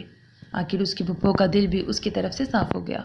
یہ تو پھپھو اب آپ کو سوچنا ہے، پلیز ہیلپ می. وہ خوش آمد سے بولا. اپنا مسئلہ میرے سر پہ ڈال رہے ہو؟ پلیز پھپھو، آپ کو ہی کچھ کرنا ہوگا. کیا آپ مجھے اپنا بیٹا نہیں سمجھتی؟ اچھا، بیٹا نہ سمجھتی تو کیا خود تمہیں لینے آتی؟ مجھے لینے؟ کس سلسلے میں؟ وہ حیران ہو کے بولا. تمہاری بہن کی شادی ہے اگلے ماہ اور تمہیں آ کر سارے انتظامات سنبھالنے ہیں. صاحب کا تو آنے کا پروگرام ہی نہیں بن رہا. ریئلی؟ یہ بھوری بلی اب آپ کی جان چھوڑنے والی ہے؟ پھپھو شکر ہے، اس کے نخروں فرمائشوں سے تو اب آپ کی بچت ہو جائے گی. اس نے شافعین کو چھیڑا تو وہ خفگی سے بولی. آپ کو میری فرمائشوں سے کیا تکلیف پہنچتی ہے؟ اور میں آپ کو تو نخرے نہیں دکھاتی، اپنی مما کو دکھاتی ہوں. ہاں تو مجھے اپنی پھپھو کا ہی تو خیال ہے. مما منع کرے سائم بھائی کو، ورنہ میں ابھی واپس چلی جاؤں گی. جاؤ بھی، تمہیں روک کون رہا ہے؟ سائم نے اسے شرارت سے چڑھایا تو وہ اٹھ کر باہر نکل گئی اور پھر اگلے ہی لمحے جھانک کر پوچھا. وہ آپ کی وائف کدھر ہوں گی؟ میری وائف اب آپ کی بھابھی ہیں، وہی اس وقت کچن میں ہوگی. دیکھو اسے جا کے تنگ نہیں کرنا، میں نے تو اسے بڑا حوصلہ دیا تھا کہ تمہاری کوئی نند نہیں ہے. سائم نے اسے ٹوکتے ہوئے پھر چھیڑا تو وہ پاؤں پٹکتی چلی گئی، جبکہ پھپھو سر ہلا کے رہ گئی. تم دونوں کی یہ نوک جھوک مجھے عاجز کر دیتی ہے. تم بتاؤ کب تک آؤ گے؟ جب کہیں گی میں آ جاؤں گا. اور تمہاری بیوی کیا نام ہے؟ رواحہ. میں اسے وہی کہتا ہوں. ظاہر ہے اس کی ممی کے پاس چھوڑ کر آؤں گا، یہاں تو وہ اکیلی نہیں رہ سکتی. آپ مجھے ڈیٹ بتا دیں، پھر میں اپنا پروگرام بنا لوں گا. سائم نے سنجیدگی سے کہتے ہوئے گھڑی پر نظر ڈالی تو فوراً سے اٹھ کھڑا ہوا. آئیے، آپ نے چینج کرنا ہے تو وہی نے لنچ تیار کر لیا ہوگا. چلو، ویسے تم زیادہ پریشان مت ہونا، ہم کوئی نہ کوئی حل نکال لیں گے. انہوں نے ساتھ چلتے ہوئے اسے تسلی دی تو وہ مسکرا دیا. وہ اس کے ساتھ اس کے بیڈ روم میں داخل ہوا تو رواحہ باتھ روم سے نہا کر نکلی تھی، جبکہ شافعین بیڈ پر نیم دراز میگزین کی ورق گردانی کر رہی تھی. پھپھو آپ فریش ہو جائیں، میں کھانا لگاتی ہوں. رواحہ نے تولیے سے بال آزاد کرتے ہوئے خوش مزاجی سے کہا تو اس بار پھپھو کی تنقیدی نظروں میں توصیف اتر آئی تھی. دھلا نکھرا چہرہ ان کے بھی من کو بھا گیا تھا. اس پر اس کا اپنائیت بھرا لہجہ. وہ رواحہ کے ساتھ اس کے بیڈ روم میں آ گئی جو مہمانوں کے لیے مخصوص کیا گیا تھا. شافعین بھی ان کے پیچھے پیچھے آ رہی تھی اور پھر وہ 2 دن کے بجائے 4 دن ان کے پاس رہیں. ان 4 دنوں میں شافعین کی رواحہ سے اچھی خاصی دوستی ہو گئی. اس کا یہی اصرار اور تقاضا تھا کہ بھابھی اس کی شادی میں ضرور شریک ہوں. سائم اور اس کی ماما نے سمجھانے کی کوشش بھی کی تھی مگر اس کی ایک ہی ضد تھی. بیٹا ابھی یہ موقع نہیں ہے. بھابھی کو ذرا بھی بھنک پڑ گئی تو وہ ان دونوں کے ساتھ میرا بھی ناطقہ بند کر دیں گی. میں کچھ نہیں جانتی. بھابھی کو ہر حالت میں میری شادی میں شریک ہونا ہے، بلکہ انہیں میں ابھی اپنے ساتھ لے کے جا رہی ہوں اور میں انہیں اپنی فرینڈ کی حیثیت سے انوائٹ کر رہی ہوں اور اب کسی کو اعتراض نہیں ہونا چاہیے. اس کے ضدی اور بچکانہ انداز پر تینوں ہنس دیے. سائم نے تو اس کا پورا پلان سن کر اس کا خوب مذاق اڑایا تھا. آج میری بیوی کو سہیلی بنا کر لے جا رہی ہو، کہیں کل کو اپنے شوہر نامدار کے ساتھ کوئی ڈرامہ نہ کر دینا۔ سائم بھائی آپ مجھ سے فضول باتیں نہ کریں، میں بھابھی کو اپنے ساتھ لے جا رہی ہوں کیوں بھابھی آپ جائیں گی نا؟ اس نے معصومیت سے تصدیق چاہی تو رواحہ اس کے بچپنے پر ہنستی۔ سوری بھائی، میں اس کی اجازت نہیں دے سکتا، مجھے اپنی بیوی کی جان بہت عزیز ہے، تمہارا کیا اعتبار کہ وہاں جا کر ماما پر میرا راز فاش کر دو اور وہ اسے مجھ سے پہلے جوتے پڑوا دو۔ سائم شرارت سے ہنسا۔ کیا آپ مجھے ایسا سمجھتے ہیں؟ آپ کو مجھ پہ اعتبار نہیں؟ دیکھیں بھابھی یہ کیسی باتیں کر رہے ہیں، میں ان کی سگی بہن نہیں ہوں نا، اسی لیے اگر ان کی اپنی بہن کہتی تو کیا آپ کو یہ روک سکتے ہیں؟ شافعین نے جذباتی بلیک میل کرنے کی کوشش کی۔ رواحہ نے اسے کندھے سے لگا کر تسلی دی۔ ایسی باتیں کیوں کر رہی ہو تم؟ یہ تمہیں ایسے ہی چڑھا رہے ہیں، اور بے فکر رہو، میں تمہاری شادی میں ضرور آؤں گی، مگر ابھی نہیں، شادی سے کچھ دن پہلے آؤں گی۔ کیوں؟ ابھی کیوں نہیں چل سکتی؟ بلکہ اب چلیں گی تو کسی کو شک بھی نہیں ہوگا، میں سب سے یہی کہوں گی کہ آپ میری فرینڈ ہیں۔ شافعین پھر سے بولی تو رواحہ نے اسے مزید سمجھایا۔ تمہارا جو دل چاہے مجھے کہہ کر متعارف کرانا، مگر پلیز ضد نہ کرو، ابھی میں جاؤں گی تو انہیں بہت پرابلم ہوگی، میں ان کے ساتھ ضرور آؤں گی، تو انہیں بہت پرابلم ہوگی، میں ان کے ساتھ ضرور آؤں گی اور تمہیں تمہاری دوست بن کر ہی دکھاؤں گی۔ رواحہ نے امداد طلب نظروں سے سائم کو دیکھا تو وہ بھی شافعین کو پیار سے سمجھانے کی کوشش کرنے لگا۔ یار تمہیں اپنے بھائی کا ذرا خیال نہیں ہے؟ 1 ماہ پہلے تو میری وائف کو لے جاؤ گی تو میں پیچھے کیا کروں گا؟ ابھی تو دیکھ لو، ہمارا گھر بھی ٹھیک طرح سیٹ نہیں ہوا، وہی کے بغیر میں بالکل نکما ہو جاؤں گا۔ تم یقین رکھو میں اپنے ساتھ اسے ضرور لے کے آؤں گا اور پھر تمہارے حوالے کر دوں گا، پھر تم جاننا اور یہ اوکے پلیز۔ سائم نے بہت مشکل اور منتوں سے اسے منایا تھا۔ جانے سے پہلے وہ بہت سے اقرار باندھ کر گئی۔ سائم نے بھی کافی سوچ بچار کے بعد رواحہ کو پھپھو کے گھر لے جانے کے خیال کو عملی جامہ پہنانے کا سوچ لیا تھا۔ اس کا خیال تھا خواہ شافعین کی دوست کی حیثیت سے ہی صحیح رواحہ ایک بار اس کی ماما کی نظروں میں تو آ جائے، پھر وہ اپنے فیصلے کے بارے میں انہیں آگاہ بھی کر دے گا۔ لیکن رواحہ اس ڈرامے کا حصہ بننے سے انکار کر رہی تھی۔ اس کا خیال تھا کہ اس طرح وہ ان کی نظروں میں مزید گر جائے گی، مگر سائم کو اس میں کوئی قباحت نظر نہیں آ رہی تھی۔ اس نے شافعین کے لیے بڑی گرم جوشی سے شاپنگ کی تھی۔ اسے دیکھ کر سائم خوش بھی تھا اور مطمئن بھی۔ شافعین کے بار بار بلانے اور ماما کے کہنے پر اس نے 2 دن پہلے کی سیٹیں ریزرو کروا لی تھی۔ سائم وہاں جا کر مجھ سے فری ہونے کی کوشش مت کیجیے گا ورنہ شاید کسی کو شک ہو جائے۔ آنے سے پہلے وہ سائم کو تنبیہ کر رہی تھی۔ مجھے کیا ضرورت ہوگی؟ ویسے بھی میں تمہارے ساتھ تو نہیں رہوں گا، تو میں پھپھو کی طرف ڈراپ کر کے اپنے گھر چلا جاؤں گا، پھر تم جانو اور تمہارا کام۔ اس نے سنجیدگی سے جواب دیا۔ تو کیا آپ پھپھو کے گھر نہیں آیا کریں گے؟ وہ پریشان ہو گئی۔ تم بلاؤ گی تو آ جاؤں گا۔ وہ اس کی پریشانی سے محظوظ ہوا۔ میں آپ کو کیسے بلاؤں گی؟ شادی میں اتنے مہمان ہوں گے، اور پھر آپ کی ماما۔ وہ سوچ کر گھبرا گئی اور پھر روحانسی سے بولی، رہنے دے، میں نہیں جاتی، مجھ سے نہیں ہوگا، یہ سب آپ اکیلے ہی چلے جائیں۔ یار اتنی جلدی ہار مان گئی ہو؟ ابھی تو صرف یہ چھوٹا سا ڈرامہ کرنا ہے، وہ بھی تم سے نہیں ہو رہا۔ ماما کو کیسے ہینڈل کرو گی؟ وہی ریئلی ہماری دوری صرف دنیا دکھاوے کو ہوگی۔ آئی پرومس یو، میں تم سے خود ملنے آ جایا کروں گا۔ بس اب کوئی اور فضول بات نہیں کرو، چلو جلدی سے اٹھو، تیاری کرو، فلائٹ جانے میں صرف 2 گھنٹے ہیں اور تمہیں ابھی تک تیار بھی ہونا ہے۔ ہری اب شاباش۔ سائم نے اس کے گال تپتپاتے ہوئے اس کا ہاتھ تھام کر اپنے سامنے سے اٹھایا تو وہ بے دلی سے اس نئے امتحان کے لیے خود کو تیار کرنے لگی۔ زندگی کے اس موڑ کے بارے میں اس نے تصور بھی نہیں کیا تھا۔ سسرال تک پہنچنے کا یہ انڈائریکٹ سلسلہ اسے عجیب لگ رہا تھا، مگر وہ اس کی خوشنودی کی خاطر اس سفر پر چل نکلی تھی۔ فرمائیے کس سے ملنا ہے؟ اچانک ہی ایک سمارٹ سا لڑکا اس کے سامنے آ کھڑا ہوا۔ سائم اسے گیٹ سے باہر ہی اتار کر ٹیکسی میں چلا گیا تھا اور وہ اپنا وزنی بیگ تقریباً گھسیٹتے ہوئے گیٹ کے اندر داخل ہوئی تھی۔ آسمان پر پھیلتے اندھیروں کے باوجود اشافین میں دن کا سماں لگ رہا تھا۔ آنکھیں چندھیاتی روشنیاں دل تک میں اجالے بکھیر رہی تھیں۔ وہ اپنے پر اعتماد انداز میں اندر بڑھ رہی تھی۔ گھر میں گہما گہمی سی تھی۔ باوردی بیرے لان کی جانب آ جا رہے تھے۔ سامنے کھڑے نوجوانوں کی آنکھوں میں مچلتی شرارت کو سمجھنے کے باوجود اسے نظر انداز کرتی آگے بڑھنے لگی تو وہ بھی پیچھے ہو لیا۔ ارے محترمہ، آپ کہاں گھسے چلی جا رہی ہیں؟ پہلے اپنا تعارف تو کرواتی جائیں، کہیں کوئی چکر باز ہوئی تو مجھے آنٹی نے نہیں چھوڑنا۔ کل کہیں اخبار میں ہماری روتی صورتوں کے ساتھ خبر چھپی ہو کہ ایک معصوم دوشیزہ کل رات شادی والا گھر لوٹ کر رفو چکر ہو گئی۔ 25-26 سالہ نوجوان ٹین ایجرز کی طرح بہیو کر رہا تھا۔ رواحہ نے اسے خاصی ناگواری سے دیکھا۔ مسٹر، آپ جو کوئی بھی ہیں میرے راستے سے ہٹیں اور اپنا راستہ ناپیں۔ تو آپ بتا کیوں نہیں رہی ہیں کہ آپ یہاں کس لیے آئی ہیں؟ آپ یہاں کس لیے آئے ہیں؟ رواحہ نے الٹا سوال داغا۔ میں تو اپنی کزن کی شادی میں آیا ہوں، اس نے فوراً کہا۔ آپ کی کزن میری فرینڈ ہے، یقیناً آپ کی تسلی ہو گئی ہوگی۔ اب براہ مہربانی میرا راستے سے ہٹ جائے ورنہ… اس نے سختی سے کہنے کے ساتھ ہی ادھر ادھر نگاہ بھی دوڑائی۔ تبھی اسے پھپھو نظر آ گئی۔ وہ لان کی طرف جا رہی تھی۔ رواحہ نے انہیں پکار کر متوجہ کیا۔ پھپھو پلیز ادھر آئیں۔ اگلے ہی پل اس نے دانتوں تلے زبان دے دی۔ اسے پھپھو نہیں آنٹی کہنا چاہیے تھا۔ پھپھو روشن اسے دیکھتے ہوئے فوراً اس کی طرف لپکی اور قریب آ کر اسے لپٹا لیا۔ السلام علیکم آنٹی۔ وعلیکم السلام، شکر ہے تم آ گئی۔ فینی تم سے بہت ناراض ہے۔ پھپھو نے محبت سے اس کی پیشانی چومی۔ نوجوان ابھی بھی وہیں کھڑا تھا۔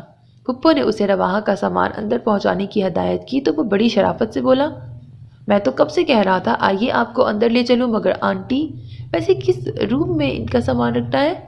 شافعین نے اپنے ساتھ والا روم اسی کے لیے بک کر رکھا ہے، روم کی چابی بھی اسی کے پاس ہے، تم وہیں سامان رکھ دو بیٹا۔ پھپھو اسے اپنے ہمراہ لے کر اندر بڑھ گئی۔ شافعین اسے دیکھتے ہی ان سے لپٹ گئی۔ ساری ناراضگی اڑن چھو ہو گئی تھی۔ کتنا انتظار کروایا مجھے، اگر آج بھی نہ آتی تو میں نے ساری زندگی بات نہیں کرنی تھی۔ میں نے وعدہ کیا تھا، کیسے نہ آتی؟ دیکھ لو آ گئی ہوں، اب خوش ہو؟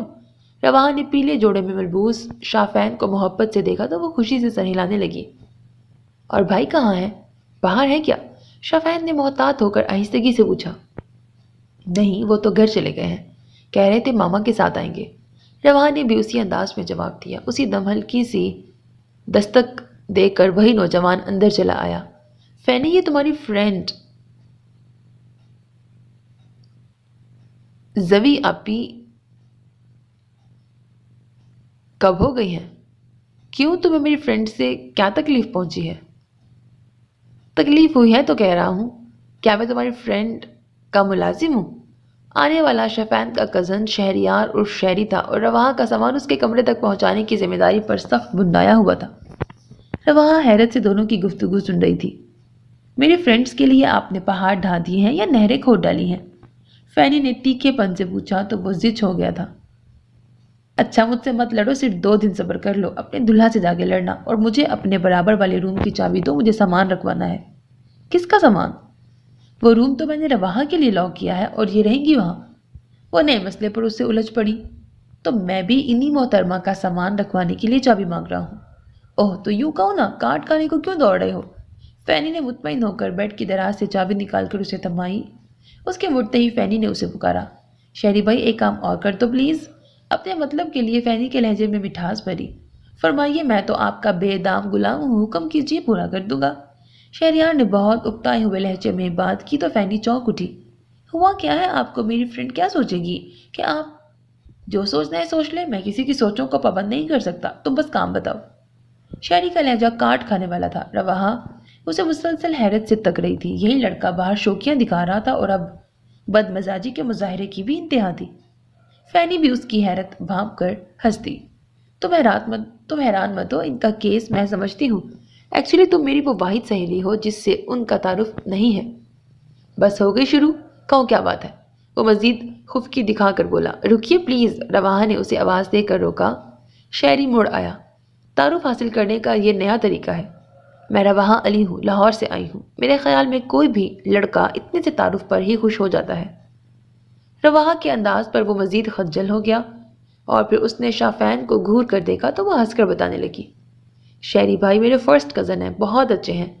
تم یہاں جب تک رہو گی تمہیں کمپنی بھی دیں گے، بہت کام کے ہیں شہری بھائی۔ پھر شہری کو مخاطب کیا، اب آپ جا کر سامان تو رکھوائیں اور ماما سے کہیں رواحہ کے لیے چائے بھی بھجوا دیں۔ وہ بگڑا سا باہر نکل گیا۔ چائے پینے کے بعد شافعین نے اسے اس کا کمرہ دکھایا اور تیار ہونے کے لیے کہا، اب تم تیار ہو جاؤ، 10 بجے تک وہ لوگ مہندی لے کر آ جائیں گے۔ اور تمہاری سہیلیاں اور باقی کزنس کہاں ہیں؟ رواحہ نے جھک کر بیٹھتے ہوئے اپنا سوٹ کیس کھولا۔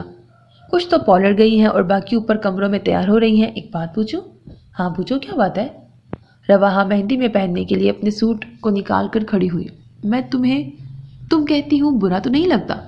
کیوں برا لگے گا؟ تمہاری اپنائیت اچھی لگی ہے اور احترام دل میں ہونا چاہیے، ڈونٹ وری، اوکے؟ रवाहा ने प्यार से उसका गाल थपथपाया। शुक्रिया, पता है मैं गिल्टी फील कर रही थी। अच्छा तुम जल्दी से तैयार हो जाओ और शहरी भाई से केयरफुल रहना, बहुत खोजी हैं। अभी भनक भी पड़ गई तो तुम बिल्कुल भी फिक्र नहीं करो, मैं एहतियात करूंगी। और जब वो स्याह लिबास में मलबूस होकर शफैन के कमरे में दोबारा आई तो उसकी कजन्स वगैरह वहीं मौजूद थी। सभी ने चौंक कर उसे देखा। नेकलेस के जरकून उसके चेहरे पर चमक रहे थे। सभी मुतजस्सिस होकर उसे देख रही थी। शफैन ने भी मुस्कुराते हुए और सराहती नज़रों से उसे देखा। फिर सबसे तारुफ करवाने लगी। ये मेरी बेस्ट फ्रेंड रवाहा अली है। कॉन्वेंट में हम इकट्ठे ही होते थे, आजकल लाहौर में होती हैं। उसने सबसे तारुफ करवाया। तारुफ के दौरान ही सब ने अपनायत बेतकल्लुफ़ी का मुजाहरा किया। आंटी रोशन भी आते ही उसकी तरफ मतवज्जा हुई और फिर उसे खुद से लिपटा लिया। माशाल्लाह, आज तो मेरी बेटी बहुत प्यारी लग रही है। बेटा माइंड मत करना, मैं तुम्हें अभी टाइम नहीं दे सकती। 2 दिन बाद तुम होगी और मैं। इसे अपना ही घर समझो, किसी चीज़ की ज़रूरत हो तो कहलवा देना। रवाहा उनकी तारीफ पर ब्लश हो गई। फिर संभल के बोली, आंटी आप मेरी फिक्र ना करें, बल्कि मुझे बताएं, मेरी ज़रूरत है, क्योंकि आप अकेली सब कुछ संभाल रही हैं। सब काम हो रहे हैं, तुम बस यहीं अपनी चहीती के पास रहो। इसके पास बहुत ज़खीरा है, मैं आपके साथ चलती हूँ। रवाहा ने शरीर नज़रों से सबकी तरफ देखा। सभी हैरत से देख रही थी। खसूसन शाफैन की कज़न्स को एक नई लड़की को इतनी अहमियत देना कुछ अच्छा नहीं लग रहा था। उसे पुप्पो के साथ जाता देख शाफैन ने दुहाई दी, अरे कहाँ जा रही हो? मैंने तुम्हें अपने लिए बुलवाया है या मम्मा के लिए? फिलहाल आंटी को मेरी ज़रूरत है, मैं अरेंजमेंट जाकर देखती हूँ, तुम भी सुकून से बैठो। वो उनके साथ निकल गई। हाउ वो लाउंज में पड़ी मेज़ के करीब फूलों की पत्तियां प्लेटों में सजा रही थी कि किसी ने पीछे से आके उसे डरा दिया। उसके हाथ में पकड़ी प्लेट ज़मीन पर गिर गई। शदीद गुस्से की लहर उसके रगो पैर में दौड़ गई थी। जो भी था उसने नहायत ही गलत हरकत की थी। हवास जमा करके जैसे ही उसने पलट कर देखा तो मारी हैरत की साकित हो गई। आपने तो मुझे डरा ही दिया था। अपने पीछे साइम को देखकर बोली। इस वक्त वो वहाँ अकेली थी, इसीलिए वो मौका देखकर चला आया। मैं तुम्हारा हौसला देख रहा था, अभी तो बहुत कुछ सहना है तुम्हें। कोई ऐसा करता है भला? कोई देख लेता तो? उसकी धड़कनें अभी तक मामूल पर नहीं आई थी। यार मैं लाइन क्लियर देख कर ही इधर आया हूँ। कब आए हैं? क्या मामा और पापा भी आ गए हैं? उसने झुक कर गिरी हुई प्लेट उठा ली। उसके दुपट्टे का कोना साइम के सफ़ेद खुस्से तले था। रवाहा उसकी शरारत समझ के बोली, अब क्या मुझे गिराने का इरादा है? हाँ, साथ में खुद भी फिसलूंगा। साइम ने शौकी से कहा। आपको किसने बताया कि मैं इधर हूँ? 1 घंटे से तलाशे गुमशुदा की वहम पर हूँ। बड़ी मुश्किल से पुप्पो से उगलवाया है। वो कुर्सी घसीट कर उसके सामने बैठ गया तो वो घबरा गई। यहाँ क्यों बैठ गए हैं आप? जाएं, कोई आ गया तो फजूल में अफसाना बन जाएगा कि पहली मुलाकात में ही मुंडे ने कुड़ी फंसा ली। ये तो सच्ची बात होगी। साइम ने एक फूलों भरी प्लेट अपने करीब खिसका ली और फिर पत्ती पत्ती उस पर फेंकने लगा। फजूल बातें नहीं करें, चले जाएं। रवाहा ने प्लेट उसके आगे से उठा ली, मगर उसने दूसरी प्लेट अपने आगे कर ली। मैं काम करवा रहा हूँ तुम्हारे साथ। वो फिर से उस पर पत्तियां फेंकने लगा। प्लीज़ क्या करते हैं? कोई आ जाएगा, देख लेगा, मेरा इंप्रेशन खराब होगा। रवाहा को घबराहट हो रही थी। मेरे और तुम्हारे सिवा यहाँ कोई नहीं है, सभी अपने आप में मगन हैं। यार वाइफ, आज तो बड़ी क्यूट लग रही हो, नज़र उतार दूँ? वो पुरशौक नज़रों से देखता उसके करीब आया तो वो शर्फ से सुर्ख पड़ गई। फिर झींकती हुई बोली, आपने प्रॉमिस किया था कि मुझे यहाँ तंग नहीं करेंगे। हाँ याद है मुझे, अपना वादा सबके सामने नहीं करूँगा, मगर इस वक्त तो हम। कहते कहते उसकी ज़बान रुक गई। कमर के गिर्द हाइल होते बाजू उसने फ़ौरन पीछे कर लिए। किसी के कदमों की आवाज़ करीब आ रही थी। वो जल्दी से किचन में घुस गया। रवाहा ने भी बमुश्किल अपनी हंसी जब्त की। मुलाजिम मज़ीद फूल और गुलदस्ते देकर गया था। शीशे की दीवार से साइम ने उसे जाते देखा और बाहर निकल आया। अच्छा मैं चलता हूँ, जल्दी बाहर आना और वहाँ रहना जहाँ से मैं तुम्हें देख सकूँ। जाते जाते उसने एक गुलदस्ता उठाकर सूंघा। रवाहा ने आवाज़ दे के उसे रोका। सुने? फिर रवाहा ने करीब जाकर गुलाब की अध खिली कली उसके सफ़ेद कॉटन के कुर्ते के बटन के बन होल में अटकाई। सफ़ेद कुर्ता शलवार और सफ़ेद तिल्ले के खुस्से में वो इस वक्त अपनी मर्दाना वजाहतों की हशर समानियाँ बखेर रहा था। कलोन की महक ने माहौल पर भी असर किया था। रवाहा संभल कर फ़ौरन पीछे हटी। साइम को भी कुछ एहसास हुआ। वो पलटा और खामोशी से राहदारी अबूर कर गया। थैंक गॉड किचन में भी कोई नज़र आया। सबके सब काम चोर आराम तलब निकम्मे हो गए हैं। کچن میں گھستے ہی شہری نے بآواز بلند شکرانہ ادا کرتے ہوئے سب کو گھسیٹا۔ رواحہ فینی کے لیے دودھ گرم کر کے مگ میں انڈیل رہی تھی، اس کی آمد کا ذرا بھی نوٹس نہ لیا۔ مہندی کی تقریب کے بعد مہمانوں کے جاتے ہی سب ادھر ادھر بکھر گئے۔ نوجوان پارٹی ڈرائنگ روم میں قبضہ جمائے ہوئے تھی۔ آنٹی بھی نہ جانے کہاں مصروف تھی۔ شفین نے اب تک کھانا نہیں کھایا تھا، وہ افسردگی کے زیر اثر تھی۔ رواحہ کے اصرار پر دودھ پینے پر تیار ہوئی تھی، اور جب کچن میں اس کے لیے دودھ کا کہنے آئی تھی تو کوئی بھی نہیں تھا، سو اپنی مدداب کے تحت خود ہی فینی کے لیے دودھ گرم کر رہی تھی۔ اسے بے نیاز دیکھ کر آخر شہری نے اسے مخاطب کر ہی لیا۔ پلیز میری تھوڑی سی ہیلپ کریں۔ رواحہ نے خاموشی سے اسے دیکھا، اس نے اس کی خاموشی کو رضامندی سمجھا۔ پلیز 15-20 کپ چائے بنا دیں، ملازم تو لگتا ہے کھراٹے بھرنے اپنے کوارٹروں میں چلے گئے ہیں۔ یہ تھوڑی سی ہیلپ ہے۔ اس نے چمچ سے چینی حل کی اور پلیٹ میں مگ رکھ کر جانے کی تیاری کرنے لگی۔ پلیز مس رواحہ میری عزت رکھ لیں، ساری نوجوان پارٹی نے مجھے چیلنج کیا ہے کہ میں چائے بھی نہیں بنا سکتا، تو آپ نے اس چیلنج کو قبول کیا ہے۔ خاموش رہتے اگر اتنی قابلیت نہیں تھی تو۔ میں ہر چیلنج کو فیس کرتا ہوں، اس نے ایک ادا سے کہا۔ تو پھر فیس کیجئے، میرے پاس بھی فی الحال آپ کی ہیلپ کرنے کا ٹائم نہیں ہے، میں فینی کے پاس ہوں۔ سنیے، مجھے یقین ہے میں چائے بنا تو لوں گا، مگر اس کے ٹیسٹ میں ضرور گڑبڑ ہوگی۔ آپ کچھ تجربہ کار لگتی ہیں، پلیز کچھ مہربانی کر دیں، بڑی دعائیں دوں گا آپ کو۔ رواحہ کو اس کی منت سماجت پر ترس آ گیا۔ اچھا ٹھیک ہے، آپ پھر یہ فینی کو دے آئیں، اور سنیں آئندہ کسی چیلنج کو صرف اپنے بلبوتے پر پورا کرنے کی کوشش کریں۔ وہ مشکور ہو گیا۔ Thank you very much, really میں ساری زندگی آپ کا یہ احسان نہیں بھولوں گا۔ وہ فینی کا دودھ لے کر چلا گیا۔ رواحہ نے چائے بنا کر 3 ٹی پاٹ بھر دی، پھر وہ پلٹ کر ہی نہیں آیا۔ اپنی ذمہ دارانہ طبیعت کے باعث خود ہی ٹرالی میں کپ وغیرہ رکھ کر چل دی۔ ان کے کہے پورے گھر میں گونج رہے تھے۔ دروازے سے باہر اس کے قدم رک گئے۔ کوئی شاعری سے پوچھ رہا تھا، تمہیں یقین ہے کہ وہ محترمہ تمہیں اپنے ہاتھ کی چائے پلائیں گی؟ جواباً شاعری نے کہا لگایا، مجھے نہیں تم سب کو بھی، میں سب کے لیے آرڈر دے کر آیا ہوں، بس سمجھو کہ چائے آ گئی۔ شہری اٹھ کر دروازے کی جانب آیا۔ جیسے ہی اس نے دروازہ کھولا، رواحہ کا ضبط سے سرخ پڑتا چہرہ سامنے دیکھ کر گڑبڑا گیا، اور پھر فوراً ہی سنبھل کر بولا، او آپ آئیے، ایکچولی سب کا موڈ بدل گیا تھا، اس لیے میں وہاں بیٹھا ہوں۔ اب آپ بنا لی ہیں تو ہم پی ہی لیں گے۔ Shut up.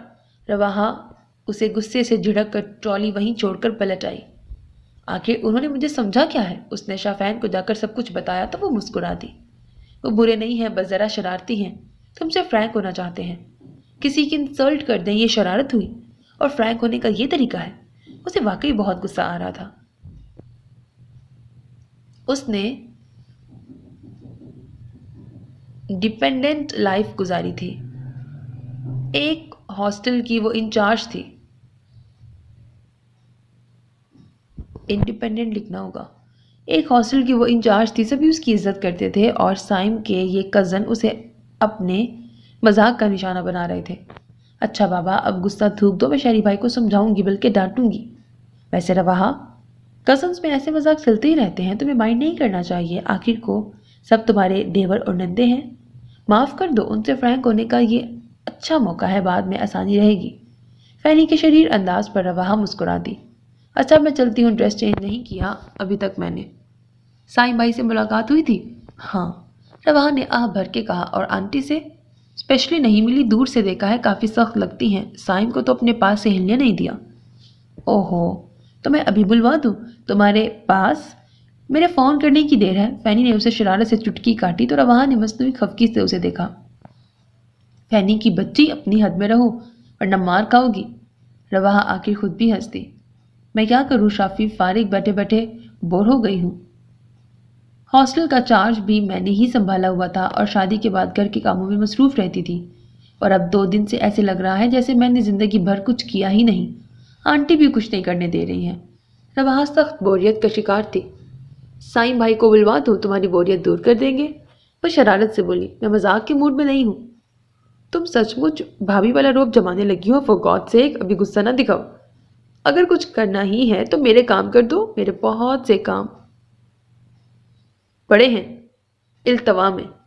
اچھا تو پہلے کیوں نہیں بتایا؟ بتاؤ کیا کرنا ہے۔ وہ خوش ہو گئی۔ ابھی میرے 2 سوٹ ٹیلر کے پاس ہیں، اور دوپٹے بھی ڈائی ہونے دے رکھے ہیں، سب کو کہہ چکی ہوں مگر کوئی سنتا ہی نہیں۔ ٹھیک ہے میں لے آتی ہوں، مگر میں جاؤں گی کس کے ساتھ؟ ظاہر ہے مجھے تو جگہوں وغیرہ کا علم نہیں ہے۔ کسی سے بھی کہو یا پھر شہری بھائی کو پکڑو، انہیں ٹیلرنگ شاپ کا بھی پتہ ہے اور رنگ ساز کا بھی۔ اگر سائیں بھائی ہوتے تو میں انہیں ہی تمہارے ساتھ بھیج دیتی اسی بہانے۔ فینی کی بات ادھوری رہ گئی کیونکہ شہری بے تکلفی سے اندر گھس آیا تھا۔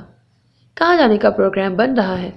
میرے کپڑے اور دوپٹے ابھی رہتے ہیں، آپ لوگ تو سنتے ہی نہیں، بعد میں نپٹوں گی سب سے۔ فینی نے دھمکی امیز لہجے میں کہا تو وہ فوراً بولا، میں تو پھیرے لگا لگا کے تھک گیا ہوں، عجیب ٹیلر ہے تمہارا، مجھ سے مزید مغز ماری نہیں ہوتی، تم کسی اور کو ڈھونڈو۔ اب رواحہ جائے کہ آپ کے ساتھ پلیز چلے جائیں، یا پھر اگر سائن بھائی آ گئے ہیں تو انہیں بھجوا دیں، میں ان سے کہتی ہوں۔ فینی اپنے مطلب کے لیے اس کی منت کرنے لگی، تمہارے لیے کیا سب فارغ بیٹھے ہیں؟ سائن بھائی ہوٹل گئے ہیں کل کی ارینجمنٹ کے بارے میں ڈسکس کرنے، شہری نے بے مروتی سے کہتے ہوئے اطلاع بھی دی۔ فینی نے اسے خفکی سے گھورا، تم سب سے یہی امید ہے، میرا اپنا کوئی بھائی ہوتا نا تو پھر دیکھتی کہ میری کسی بات سے انکار کرتا، مگر اور رواحہ میں تمہیں ڈرائیور کے ساتھ بھجوا دیتی ہوں۔ وہ رواحہ کو لے کر کمرے سے نکل آئی۔ اس کی بلیک میلنگ کارگر ثابت ہوئی۔ شہری فوراً پیچھے لپکا، خدا کے لیے ایک دن تو سکون سے کمرے میں بیٹھ جاؤ، کیوں آنٹی سے ذلیل کروانے کا ارادہ ہے؟ اور سائن بھائی تو میری شامت لے آئیں گے۔ شہری نے زبردستی اسے کمرے میں دھکیلا، آپ چلیں گی میرے ساتھ یا پھر؟ تھینک یو، آپ خود ہی چلے جائیں، آپ خود ہی چلے جائیں، رواحہ بھی سنجیدگی سے کہتی آگے بڑھ گئی۔ سیٹنگ روم کی مد بھیڑ ایک گریسفل سائم سے مشابہ شخص سے ہوئی تھی۔ بے اختیاری میں اس نے انہیں سلام کیا۔ اس کے دل نے گواہی دی تھی کہ یہی سائم کے پاپا ہوں گے۔ اسے گمسم کڑے دیکھ شہری نے شرارت سے کہا، مجھے جواب دے کر پچھتا رہی ہیں؟ ویسے میں جا رہا ہوں، اگر آنا چاہیں تو۔ شٹ اپ مسٹر شہری، آپ اپنی حد سے بڑھ رہے ہیں، مجھے آپ کی شکایت کرنی پڑے گی۔ وہ مشتعل ہو کر بولی، کس بات کی شکایت؟ خود ہی تو جانے پر راضی تھی۔ رواحہ اس کی ڈٹائی پر کھول کے رہ گئی۔ اسے اس قسم کی بے تکلفیاں پسند نہیں تھیں۔ بعد میں بھی وہ سارا دن کسی نہ کسی بہانے اسے تنگ کرتا رہا۔ مہندی کی تقریب میں لڑکے والوں کی طرف جانے کے لیے لڑکیاں مکمل کیل کانٹوں سے لیس ہو رہی تھیں اور شہری کی شامت آئی ہوئی تھی۔ ساری لڑکیوں کی فرمائشی لسٹ اس کے ہاتھ میں تھی، کسی کی چوڑیاں رہ گئی تھیں، کسی کی میچنگ شوز گھر پہ رہ گئے تھے، اور سبھی کی پہلی فرمائش پھولوں اور گجروں کی تھی۔ بڑی منت سماجت کے بعد وہ جانے پر تیار ہوا تھا۔ سب کی فرمائش نوٹ کرتا ہوا اور رواحہ کے پاس بھی آیا۔ آپ کو کتنے گجرے چاہیے؟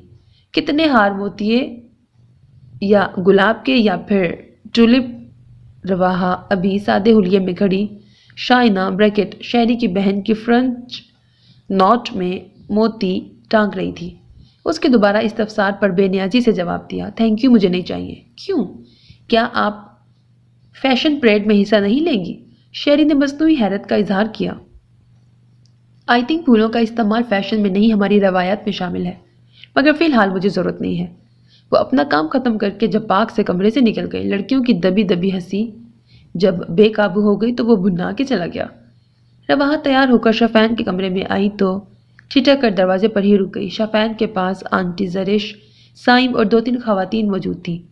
فینی کی نظر اس پر سب سے پہلے پڑی اور اسے اندر آنے کا اشارہ کیا، آ جاؤ نا۔ سائم نے بھی فوراً گردن موڑ کر پیچھے دیکھا۔ اس کی نگاہوں میں شوق و ستائش ایک ساتھ ابھر آئی۔ رواحہ جھجکتے ہوئے اندر داخل ہوئی، السلام علیکم۔ سبھی اس کی طرف متوجہ ہو گئے، وعلیکم السلام، آؤ آؤ بیٹی، میں ابھی فینی سے تمہارے بارے میں ہی پوچھ رہی تھی۔ آنٹی زرش نے بڑھ کر اس کی پذیرائی کی۔ سائم جو پیچھے بیٹھا ہوا تھا اس نے آنکھوں کے اشارے سے ماما کا بتایا۔ اچھی خاصی بولڈ ہونے کے باوجود اس وقت وہ نروس ہو رہی تھی۔ بھائی جان، یہ شافین کی فرینڈ ہے رواحہ، جو بطور لاہور سے آئی ہے۔ آنٹی زرش نے بطور خاص حسن زویا کو مخاطب کیا۔ ہاؤ پریٹی گرل، کیا کرتی ہو بچی؟ زویا حسن نے حسب فطرت کھلے دل سے تعریف کرتے ہوئے اس کے بارے میں معلومات بھی حاصل کرنا چاہی۔ سائم نے اپنی مسکراہٹ بمشکل دبائی۔ جی، وہ ماسٹر کیا ہے انگلش میں۔ رواحہ گڑبڑا سی گئی تھی۔ فینی نے اسے ہاتھ پکڑ کر اپنے پاس بٹھا لیا۔ وہ مسٹرڈ سلک شفون کے ہلکے پھلکے کام والے سوٹ میں غضب ڈھا رہی تھی۔ رواحہ، یہ فینی کی ممانی ہے، تم سے سب کا غائبانہ تعارف تو ہے۔ آنٹی زرش نے بھی اشارے کنائے میں اسے سمجھانے کی کوشش کی۔ جی جی، آپ کے بارے میں بتایا تھا فینی نے، آپ احسن انکل کی وائف ہے نا؟ رواحہ کو اس وقت ایکٹنگ کرنا زہر لگ رہا تھا، مگر خود پر جبر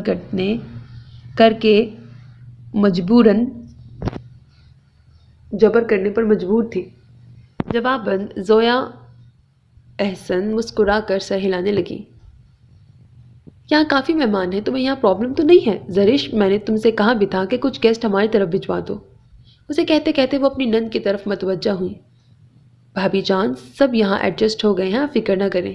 جی آنٹی، مجھے بھی کوئی مسئلہ نہیں ہے، میرا اپنا گھر ہے اور پھر فنکشن میں گیدرنگ تو ہوتی ہے۔ اس بار رواحہ نے پر اعتماد ہو کر جواب دیا۔ پھر بھی ہماری طرف ضرور آنا۔ انہوں نے فراخ دلانہ پیشکش کی۔ وہ دل ہی دل میں ذرا خوش ہوئی تھی کہ ساسو ماں نے گھر آنے کی دعوت دی تھی۔ جی آنٹی، ضرور آؤں گی۔ سائم کے یکدم کھڑے ہونے پر آنٹی زرش اس کی طرف متوجہ ہو گئیں، جبکہ شہری کی ماما بھی رواحہ کو اپنے گھر آنے کی دعوت دے رہی تھی۔ سائم چندا، اب تم تیار ہو جاؤ نا۔ ہو جاتا ہوں پھپھو، پہلے چائے تو پلوائیں۔ ریئلی بہت تھک گیا ہوں۔ اس بھوری بلی کی خاطر میں نے صبح سے کچھ کھایا بھی نہیں ہے۔ سائم نے مصنوعی بیزاری اور تھکن کا مظاہرہ کیا۔ میں نے کیا آپ کا ہاتھ پکڑا تھا کہ کھانا نہ کھائیں؟ فینی سے چپ نہ رہ گیا۔ سو میرے عزیز listeners, this was the end of episode 1۔ اگلا ایپیسوڈ اس کا لاسٹ ایپیسوڈ ہوگا۔ Hope that you like it. اپنا بہت خیال رکھیے گا، نیک تو بناؤں کے ساتھ۔ اللہ حافظ۔ And don't forget to subscribe to my channel because that's how you can encourage me, and that's the only kind of support and encouragement which I want from all of you. Allah Hafiz.